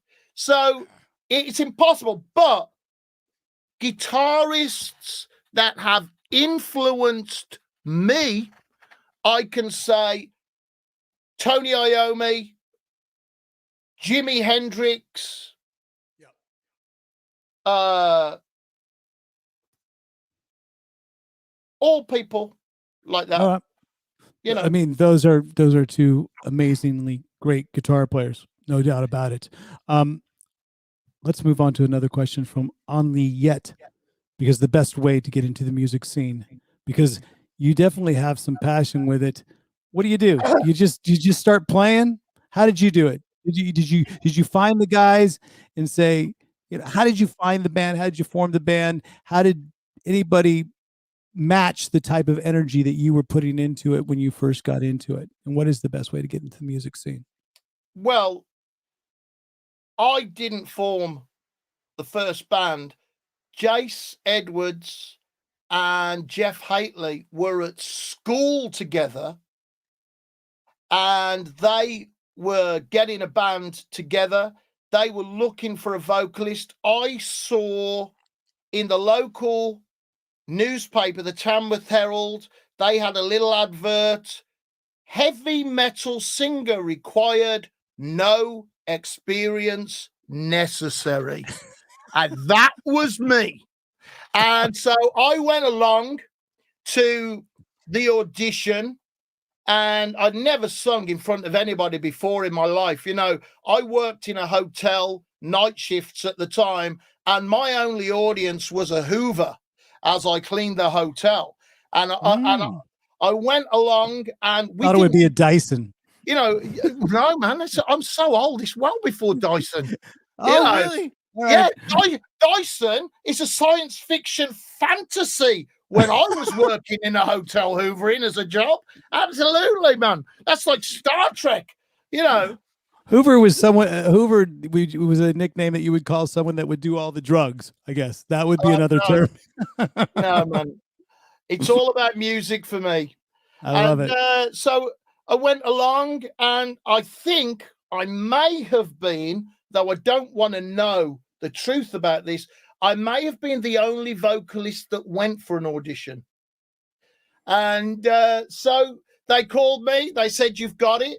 And the band, they called it Wolfsbane. And that was it, man. That was the start of my career in music. Ronnie James Dio had done the Holy Diver tour. I saw him sing Children of the Sea. That was the epiphany that changed my life and made me want to be a professional rock and metal singer and tour the world with a band. So such a consummate professional, Ronnie James Dio, yeah. One of the most powerful voices. And I know what you're saying when you say you had that epiphany, because when we did a tour with Dio, night after night, and talk about leaving it all on stage, he would give it all and blow us away every single night. It was such a pleasure to try to have, to try to even compete after he came up and sang, because what a voice and what a performance. Wow. Cool. And I think what has happened over the years is that people have picked up a guitar. I don't think it's as bad now, but they've picked up a guitar, and then their best friend has said, "Wow, you should be in a band. You could be a big rock star." Well, really, music is personal, and it is a wonderful, wonderful expression and a way to connect your soul to other souls. So the number one reason should be play an instrument, learn to play a musical instrument just because it feels good. That's it. And then if you want to put a band together, don't do it to be the next Metallica or the next Iron Maiden or the next Sabaton. If you put a band together, this is only my opinion, put it together with your friends that you can get along with, not people who all love Maiden, all love Metallica, or all love Manowar, or all love Alice Cooper. Put your band together with people that you can just get along with. Then see how you sound. That's it. That's it. That's, for me, true greatness is there. That's where it is. It's between a bunch of people getting together and going, oh, we could do this. And this guy's into Black Sabbath. This guy's into Depeche Mode. This guy is, I don't know, he's into Dolly Parton and old country style stuff. But great friends. And for me, that's the way, to really start and do something. Forget about being famous. Being famous is a lot of fun, but it's not actually worth anything. Being famous is as good as a cold drink on a hot day. But that's the only time it's good, because a cold drink on a freezing cold day is no good at all. So that's fame for you. It's good when the sun is shining, but in the middle of winter, being famous will not feed you. So I'm not like you Brit guys. I'll take a cold beer anytime. Yeah. It doesn't matter if it's cold out or it doesn't matter if it's warm out. I'll just take a cold beer. But it's really good advice that you give to that you just gave about getting into the music scene. Or you could just answer any sort of classified ad that says no experience necessary. Absolutely. And that's another sort of method, I guess you could have. That's this whole way in. But for modern players and modern musicians and people who really want to become a full-time professional, my number one piece of advice is learn to record yourself well to a very high professional standard. You can do that at home with only spending a small amount of money. You don't have to go to a big studio anymore. That's my number one piece of advice. Learn to record yourself well and take off the goggles and the mist. Come out of the dream and compare yourself absolutely directly with the top professionals. Does my little demo sound anywhere close to Alice Cooper? And if you think it does, then go back to the drawing board, because you're dreaming. It takes years to do that. And then, okay, yeah, I'm getting there now. I'm starting to get a sound that feels like this. That's the number one piece. Be realistic. I love it.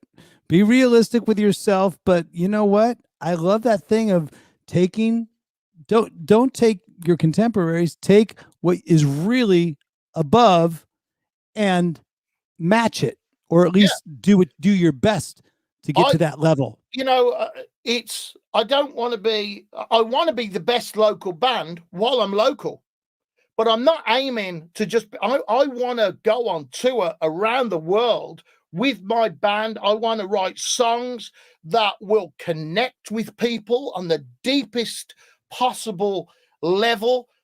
I want to be there. That's where I am. That's where I feel I am there now. I'm living my dream, Ryan. I'm absolutely living my dream. I'm just so lucky. It's embarrassing,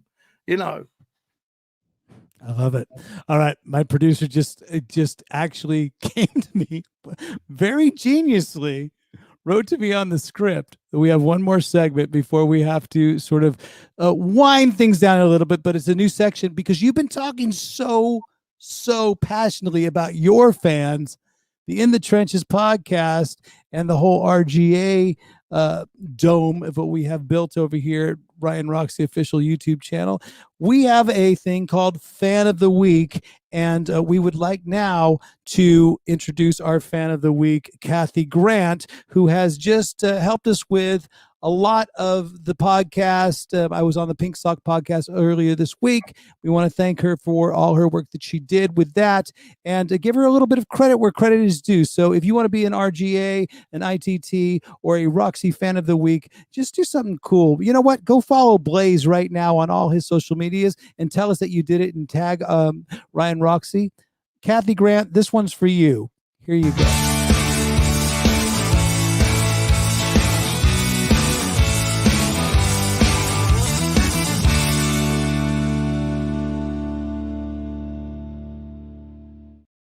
Picture of Kathy. There she is. That's our Fan of the Week, Kathy Grant. Okay, there you go. All right, that was just happened yesterday.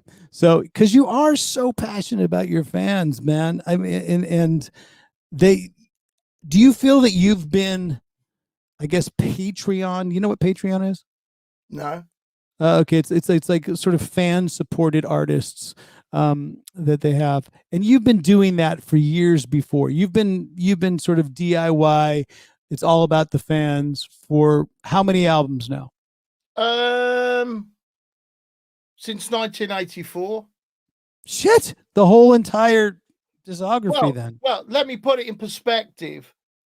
When we started way back with Wolfsbane, then we had our own demo tapes. We got our t-shirts printed. We got in a van. We did little gigs. We sold our demo tapes to people after the gig. We sold our t-shirts, and we became the biggest unsigned metal band in the UK without a record deal.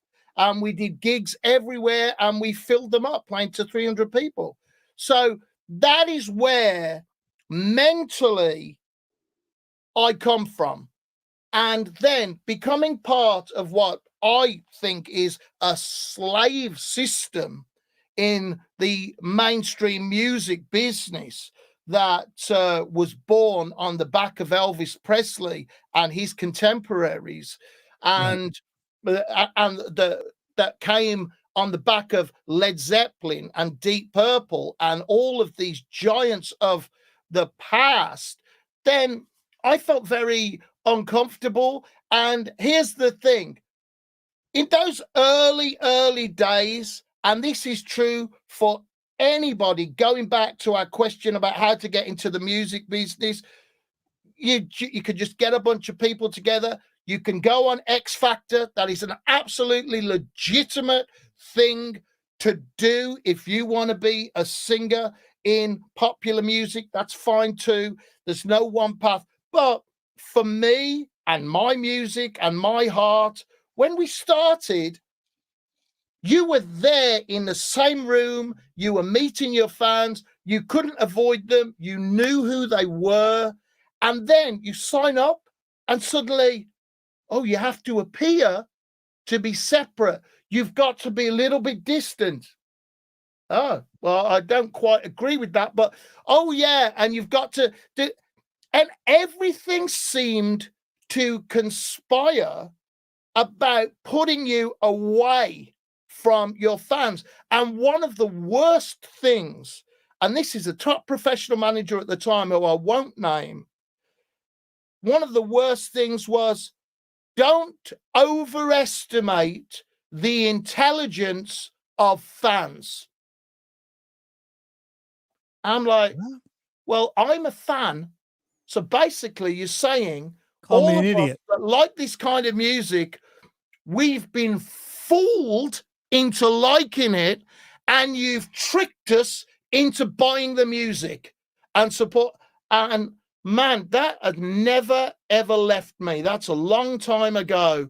And you did the opposite. I've been all through it, man. I've been through, I must have been on 5 major labels in my life, you know, from Geffen, EMI, Phonogram, a lot of different things, lots of different record deals. And then at the end of it all, after Maiden, there I am. And I'm like, I'm going to go to a distributor And I went to the distributor, Plastic Head Distribution, and I took my Iron Maiden albums in, and my Silicon Messiah album, and I said, I want to be a record company. And early on that stuff. That's great, man. And the guy there, he just looked in his computer, looked at the sales of this, looked at the sales of X Factor and Virtual 11, told me the numbers. He said, on these numbers, yeah, do it. And that's when I became Blaise Bayley Recording. And that was the start for me of just an absolute connection with my fans, no one else involved. My fans then supported me directly with no one else. And now I'm able to say, right, and I think Marillion were the first ones to do this with their fan club, The Web, when they were out of an EMI deal. And I'm able to say, and I'm so grateful and fortunate to be in this situation. Right, I'm going to make an album. Please buy it. We haven't got any songs written. We haven't got a title for it, but please send me the money for it.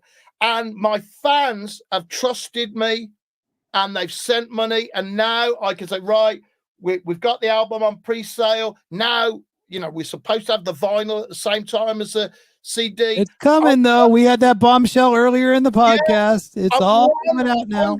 100% supported by my fans around the world, you know, and some fans go, you know what?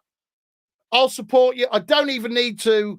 I'm not just going to get the record, but I'm also going to send a contribution to make sure that you're going to be okay and able to do it. So I'm so lucky, man. I've had incredible support from so many people, incredible support. I'm grateful and I'm lucky to have that.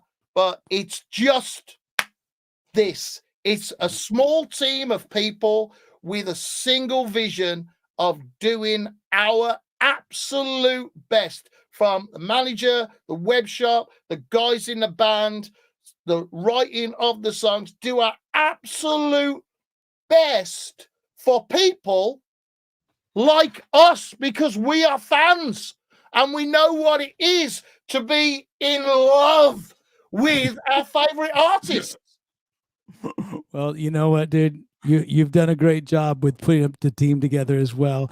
I think we do a good job over here in the trenches of creating that family vibe. There's been a very faithful and strong presence in the chat room all day today with our guest, Blaise Bayley. The new album, War Within Me, which is released now digitally, and the CDs and the vinyl are all getting signed up at the Blaise Castle, or Castle Blaise. Yeah. I don't know what you called it earlier, but one last thing I wanted to talk about before, and I just wanted to get this in because you're really good at storytelling, and everyone seems to be enjoying these stories that you've been giving us today, Blaise. I want to talk a little bit about the multi-year concept Trilogy, because you've been early on a lot of these ideas. You've been early on getting your own label. This album trilogy that you did called Infinite Entanglement. Why did you embark on such a big project, taking up so many years, and why not just standalone albums? Or how? I didn't.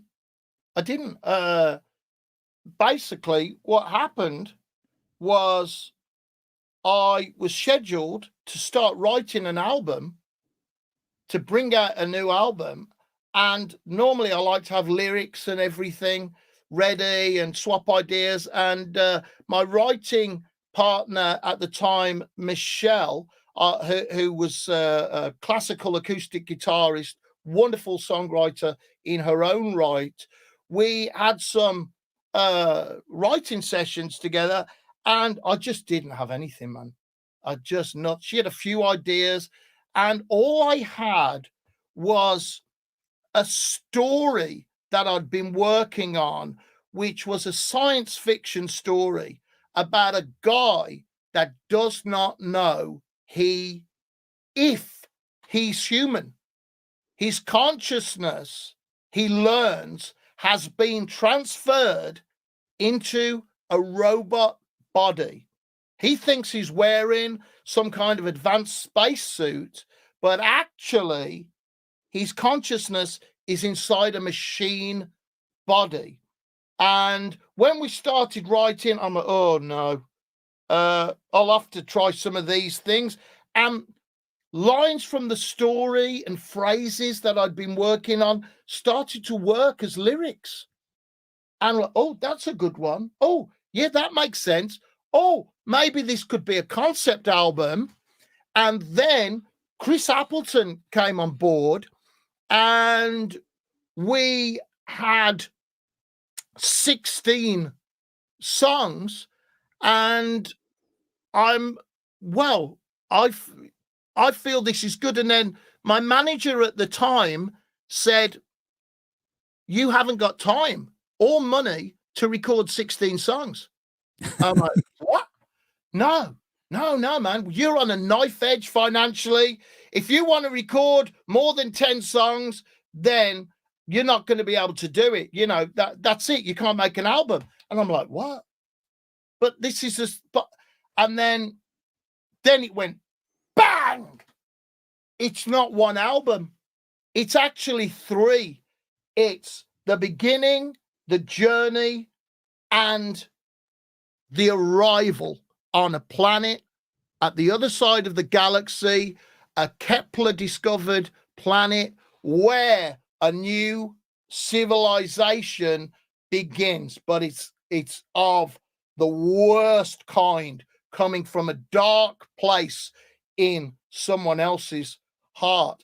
And I went to Chris Appleton and I said, it's 3 albums. And he goes, okay, well, that's a lot that of means work. That means 3 times the amount of time I'm going to have to spend with Blaise Bayley. Yeah, he's like, he didn't know me that. He didn't know me that much at that time, and right, gradually got worse and worse for him. Oh, he knows you now. And then my manager, then I just got involved with my manager now, Mark Appleton, and I said, it's 3 albums.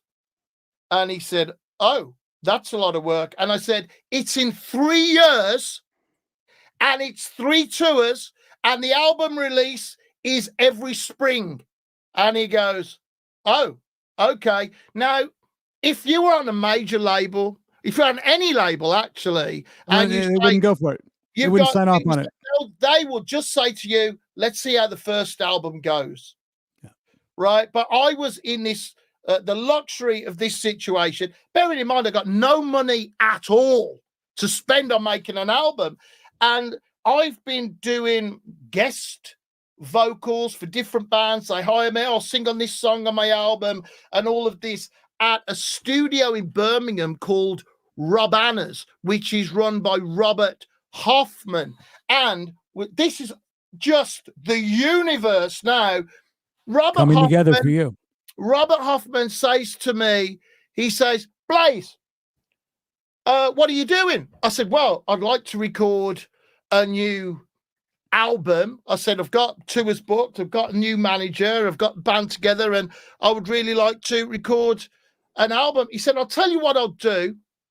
Come and record in this studio. Take as long as you want. Get the job done the way you want it. Pay me when you've sold the album. I'm like, that's the universe meeting you halfway, and more than halfway. What? I'm like, what? And he's going, yeah, I trust you. We've worked together for years. You've been in the studio. You've always paid on time. Absolutely. And I'm like, wow. And so because of all these things coming together and the wonderful Robert Hoffman from Rob Anna Studios in Birmingham, my wonderful manager, Mark Appleton, my writing partner, Chris, all of the people that got involved, from Michelle, and we had these fantastic opera singers from a band called Ionia as well. Everything came together for me. and then my fans actually bought and pre-ordered the albums, I was able to do 3 albums in 3 years, and each one released in spring, and each one with its own tour. And then the next year, another tour with all the songs that I never had time to play. So it's just a fantastic and unbelievable. It is my greatest achievement in music is my Infinite Entanglement trilogy. And it doesn't sound like a regular Blaise Bayley album. It doesn't sound like War Within Me. It's something else. It's a huge, huge spiritual journey. And should it be listened to in one sitting? Should it be listened to in one sitting? Well, what happens if you can? What happens is what my fans do is they'll put a playlist together of the 3 albums and play them together, and they work. It works. It does work like that. You can put it. You could dive in and get different songs. I think, there's so much great music for me personally, as I rate it. So much great music on the 3 albums, but one song in particular took on a new meaning, and that's because we were playing in Chile, and a guy called Omar did a gig for us, Blaise Fest in Chile. All the local bands supporting, huge fan of me and my career. Huge gig, beautiful lighting, great PA. Blaise Fest did a big sign-in before the gig and everything. And 5 songs in, we've got a song, I think it's Escape Velocity, and halfway through that song, it's a fast song, and then it starts chugging like this, and all the fans start running out of the room, and I'm like, what the fuck, man? I mean, this, and then the lights go out, and then, like this, and Martin McNee, the drummer, he's still going away. He's going, must be a problem with the lights. The promoters on the side of the stage, Blaise, it's an earthquake. Get out. Get out. And I'm like, what? And Martin's still like this. Like, what? I'm going, Martin, get out. Stop. It's an earthquake. And then on the phones, you got the phone, and it's like, tsunami warning. Move to higher ground. Everybody's got the same message. Like, what the? So they got us a van. We're up on the higher ground. Everything, all of this. The gig is 20 feet from the ocean. So when you say tsunami warning, you go, ah! Yeah. And we're up there, man. We're high above. And then about 4 hours later, we get another message on every phone saying, over, all clear. We go back down to the gig, and bits of the building are in the street.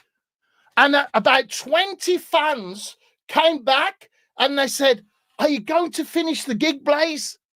I said, not this year. It's amazing, man. It seems a lot like what happened with Firefest. I guess my question to you would be: is there going to be a Blaise Fest 2?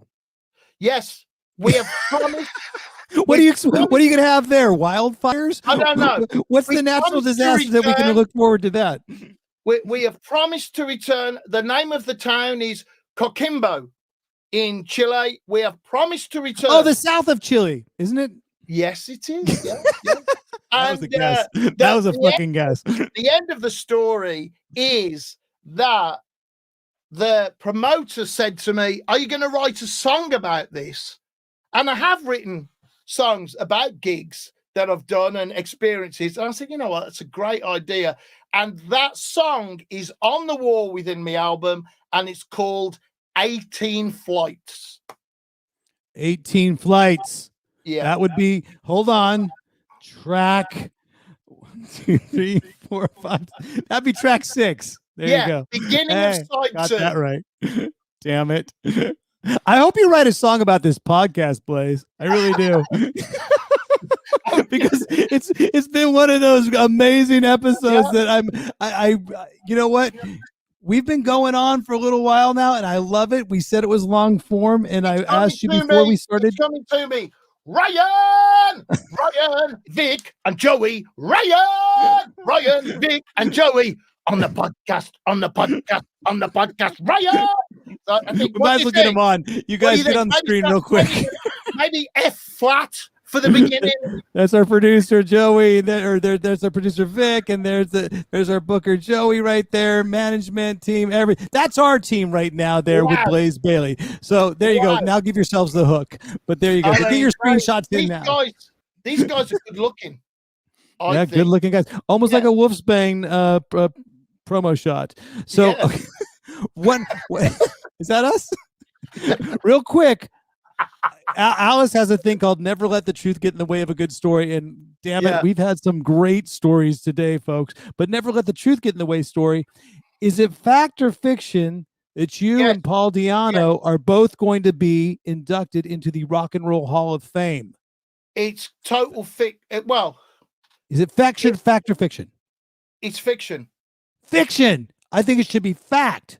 I heard it was fact. It's fiction. What has happened? I have been inducted into the Metal Hall of Fame. I love it. Okay, right now, where's the Metal Hall? Where's the Metal Hall of Fame located? Is that a part of Ohio or in the world of metal?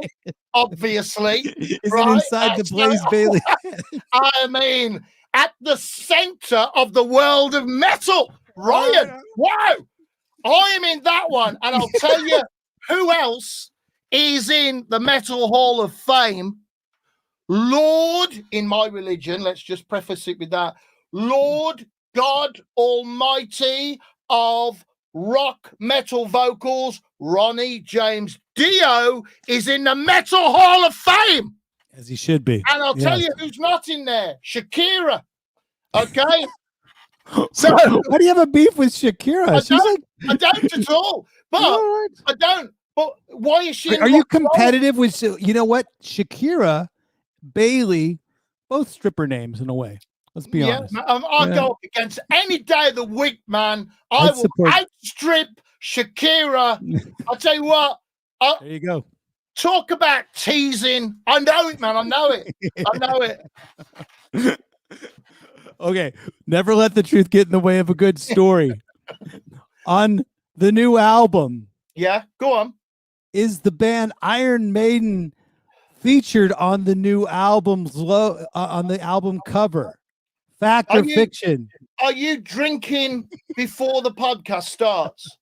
I'm just saying. The rumors that I've heard, obviously fiction, but why would someone say that it would be? I know. Look at the cover, right? These are not my words. The song list, and there is a song, "The Dream of Alan Turing."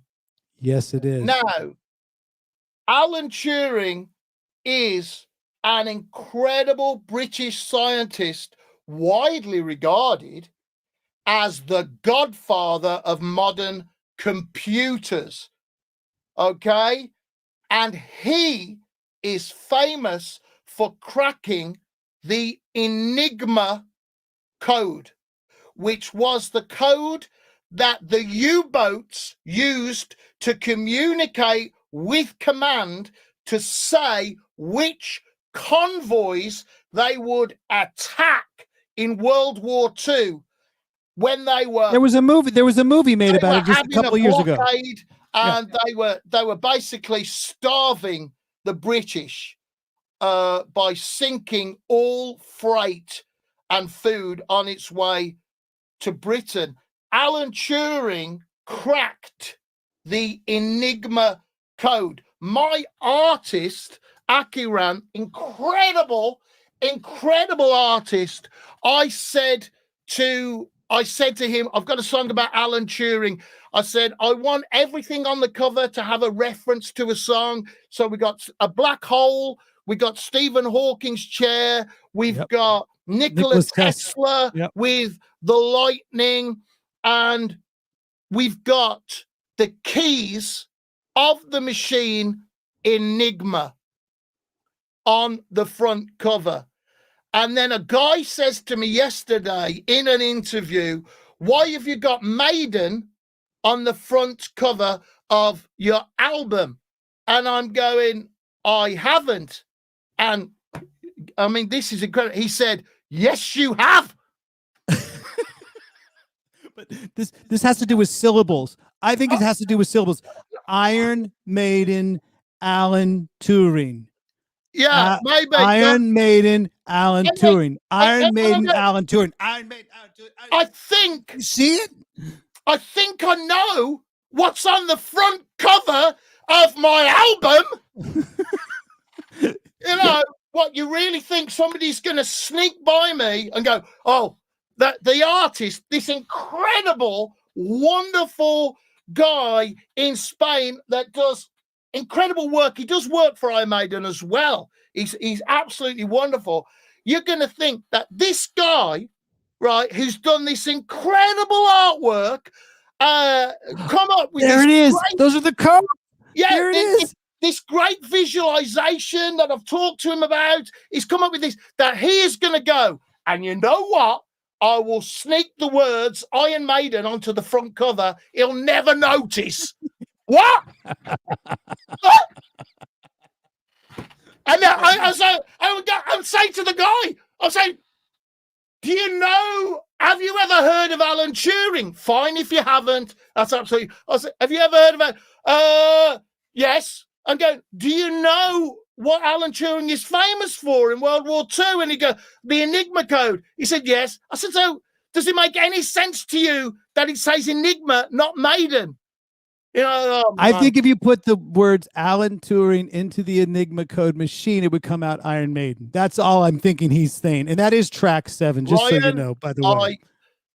I think I never thought of it before, but you know what? That needs testing, because I think you could be right. I could be right. I think I could be. Just like you say, clogs were invented in the UK. Yes, I'm they saying were. Hebden Bridge in the UK. My last, never let the truth get in the way of a good story. Are you and Bruce Dickinson Mortal Kombat enemies? No. Or friends? And I'm going to say that's fiction, because I think that you're somewhat friends. You've actually used his facility to film videos. So my first time in New York with Wolfsbane, Bruce Dickinson came to the gig. He bought us all a drink. We had a great chat. People said we looked alike at the same, around that time. Obviously, I'm looking a lot better now than him. And are you going to do another strip off with him? Do you want to strip off with Shakira and Bruce Dickinson? They're both being called out. Yeah, that's it. Yeah, there will be. Yeah, that's it. And now, from that day, really, he's just been fantastic. He supported me before Iron Maiden. When I was in Iron Maiden, he wished me luck. And after Iron Maiden, he supported me when I came with my Man Who Would Not Die album. And when I wanted to do a video in a flight simulator, Bruce let me use his flight simulator at his company where he teaches all the pilots. He let me use top of the range flight simulator. The wonderful person and a legend, vocally incredible. I mean, this guy is, you can say, metal, rock, vocals, and there's one of probably 5 people that will take that place, and you could use it. You can have Bruce Dickinson, Ronnie James Dio, Rob Halford, and a couple of other guys, Robert Plant. And you could say, right, yeah, if you want to embody what that is, then he's one of those people. And the songs that he has performed on are in pop culture and can never die. So incredible that we've never had any bad words between us.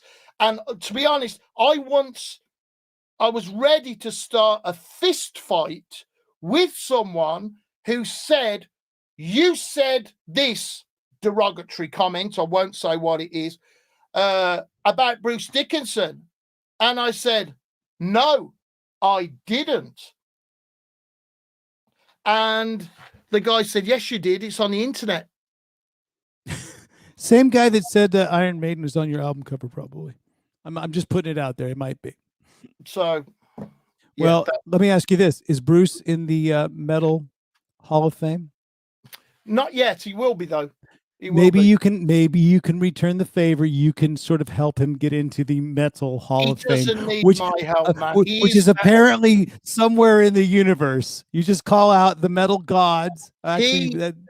Bruce Dickinson is metal. And also, let's not forget that Bruce had cancer in his mouth, right? And he's a vocalist and a pilot, but he had cancer in his mouth and did not know what was going to happen to him and saw his life in front of him, and he faced cancer and survived it.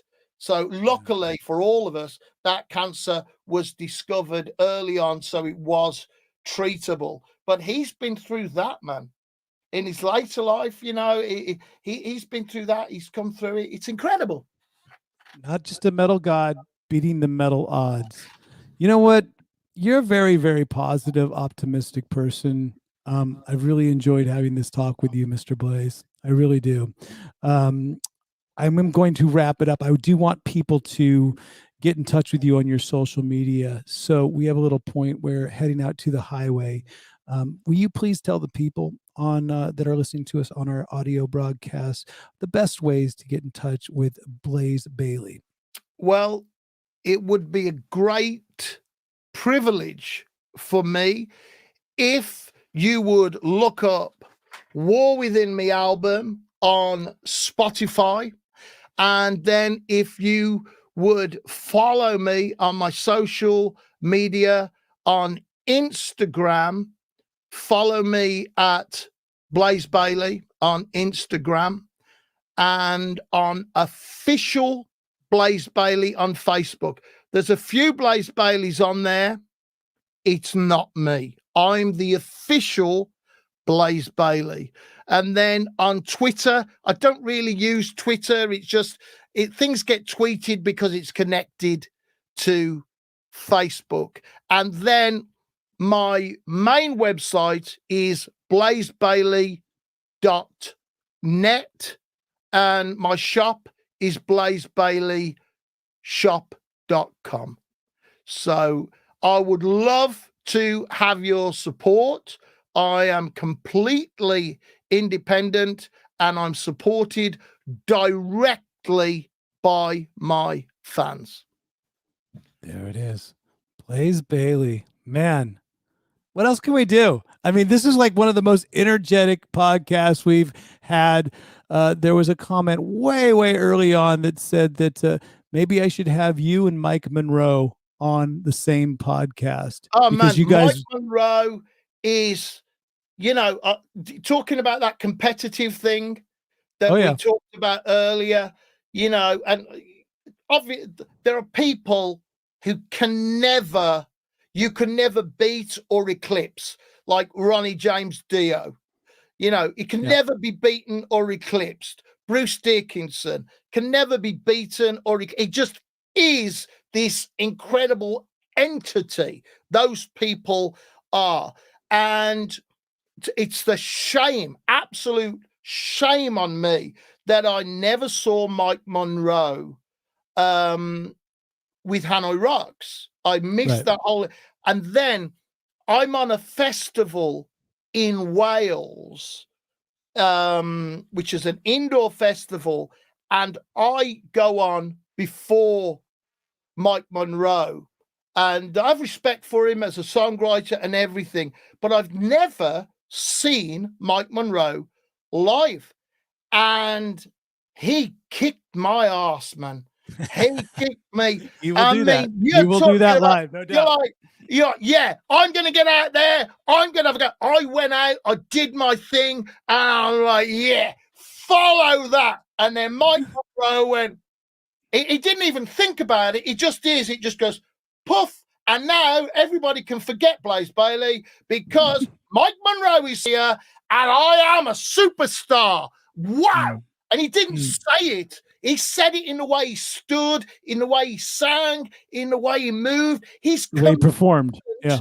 His commitment to his songs was 100%, man. It left you're just like, wow. And it's so rare to see that.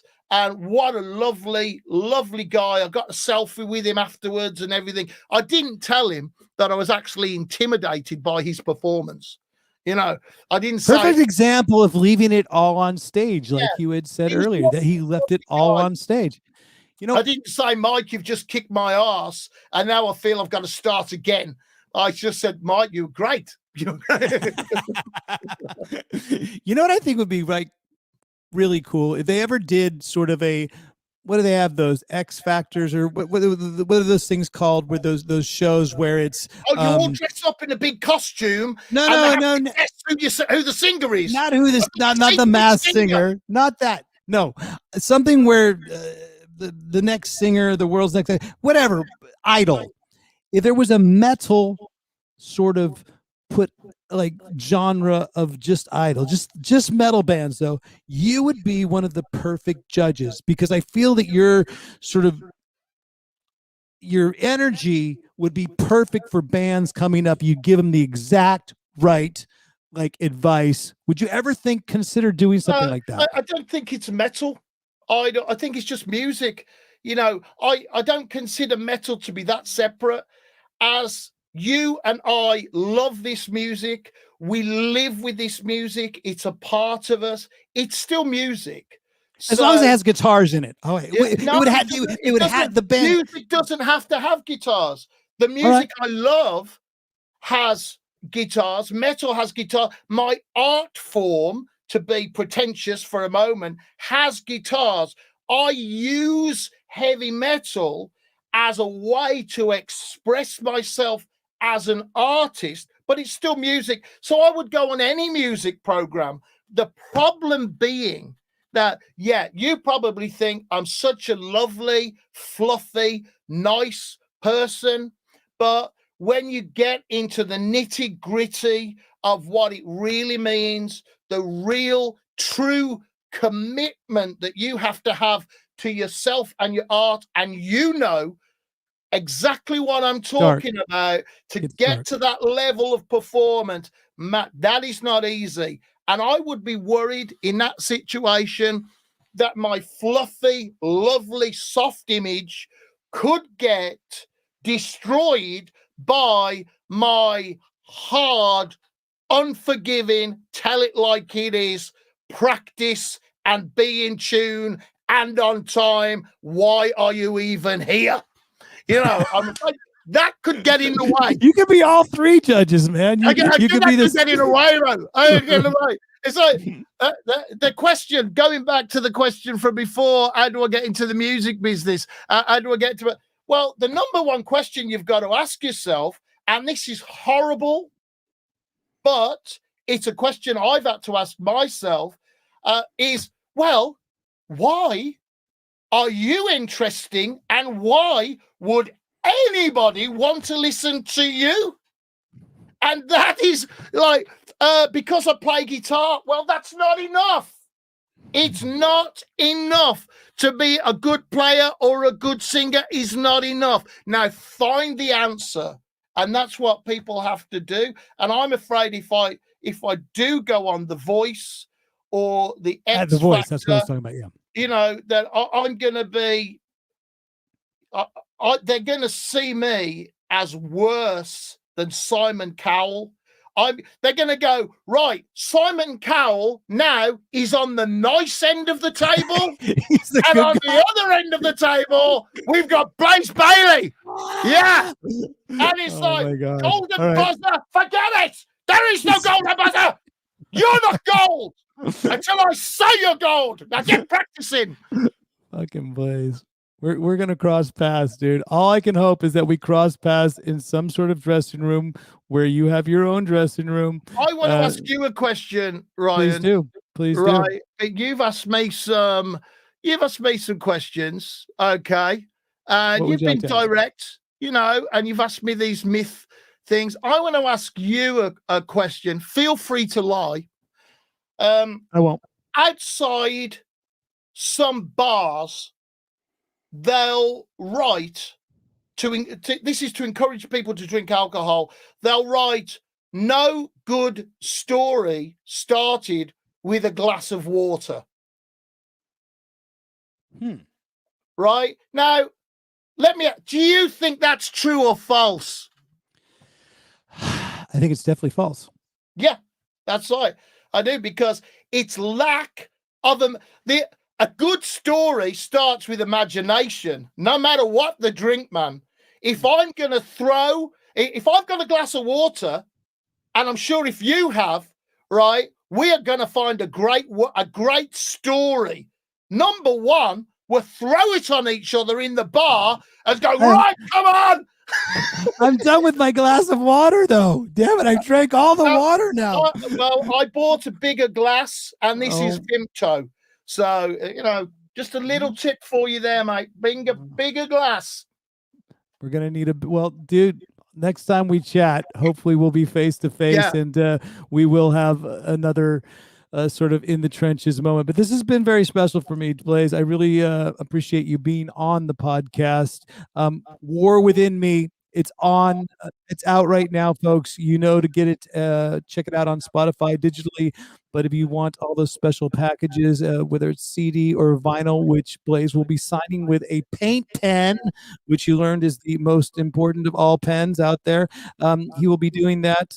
What's the website? Blaise Bayley shop.com. So there you go. Blaise, hold on 1 second while I say goodbye to our faithful that have lasted in the chat an extended episode of In the Trenches. Again, we got to thank Joey, we got to thank Vic, our producer, we got to thank everybody, your management team that put this together, but mostly, and you've been echoing this the entire episode, we thank the fans, and for those of you that come in and week out and support In the Trenches. In fact, so much that next week we have episode number 77. And the number 77 is a big thing for me. And my producer's like freaking out because he didn't put the post up. But you know what? No worries about that. Our big episode next week will be number 77. So we want you to come for that. Dave the Rat Rattenberry will be interviewing yours truly. So hopefully I will be able to compete with this guy and match his energy. But Blaise, any parting words for the fans? Thank you so much for being on. You've heard of Bitcoin? People have heard of Bitcoin. Well, I've invented my own currency, right? Each one of these is worth £1 million. It also doubles as a coaster, and we will start negotiations with different people around the world that will supply goods and services, but not yet. So Blaise coin. What is that? Yeah, is Blaise coin? It's Blaise coin. Yeah, it's Blaise coin. It actually looks very much like a coaster, but it actually, in the future, that will be worth £1 million. So if you see coasters when you go to the web shop, that's actually the currency that I've invented as well. But I'm keeping it quiet, calling it a coaster. So Blaise Bayley, lead vocalist, and apparently entrepreneur of the new Blaise coin. Thank you very much for being on In the Trenches, Blaise. We really appreciate it. The new album, War Within Me. Come and check it out. And there is our episode 77 that's coming out right now. Better late than never, that's what I say. But Thank you very much, Blaise, and everybody out there in the chat. Until next time, enjoy the ride, folks. In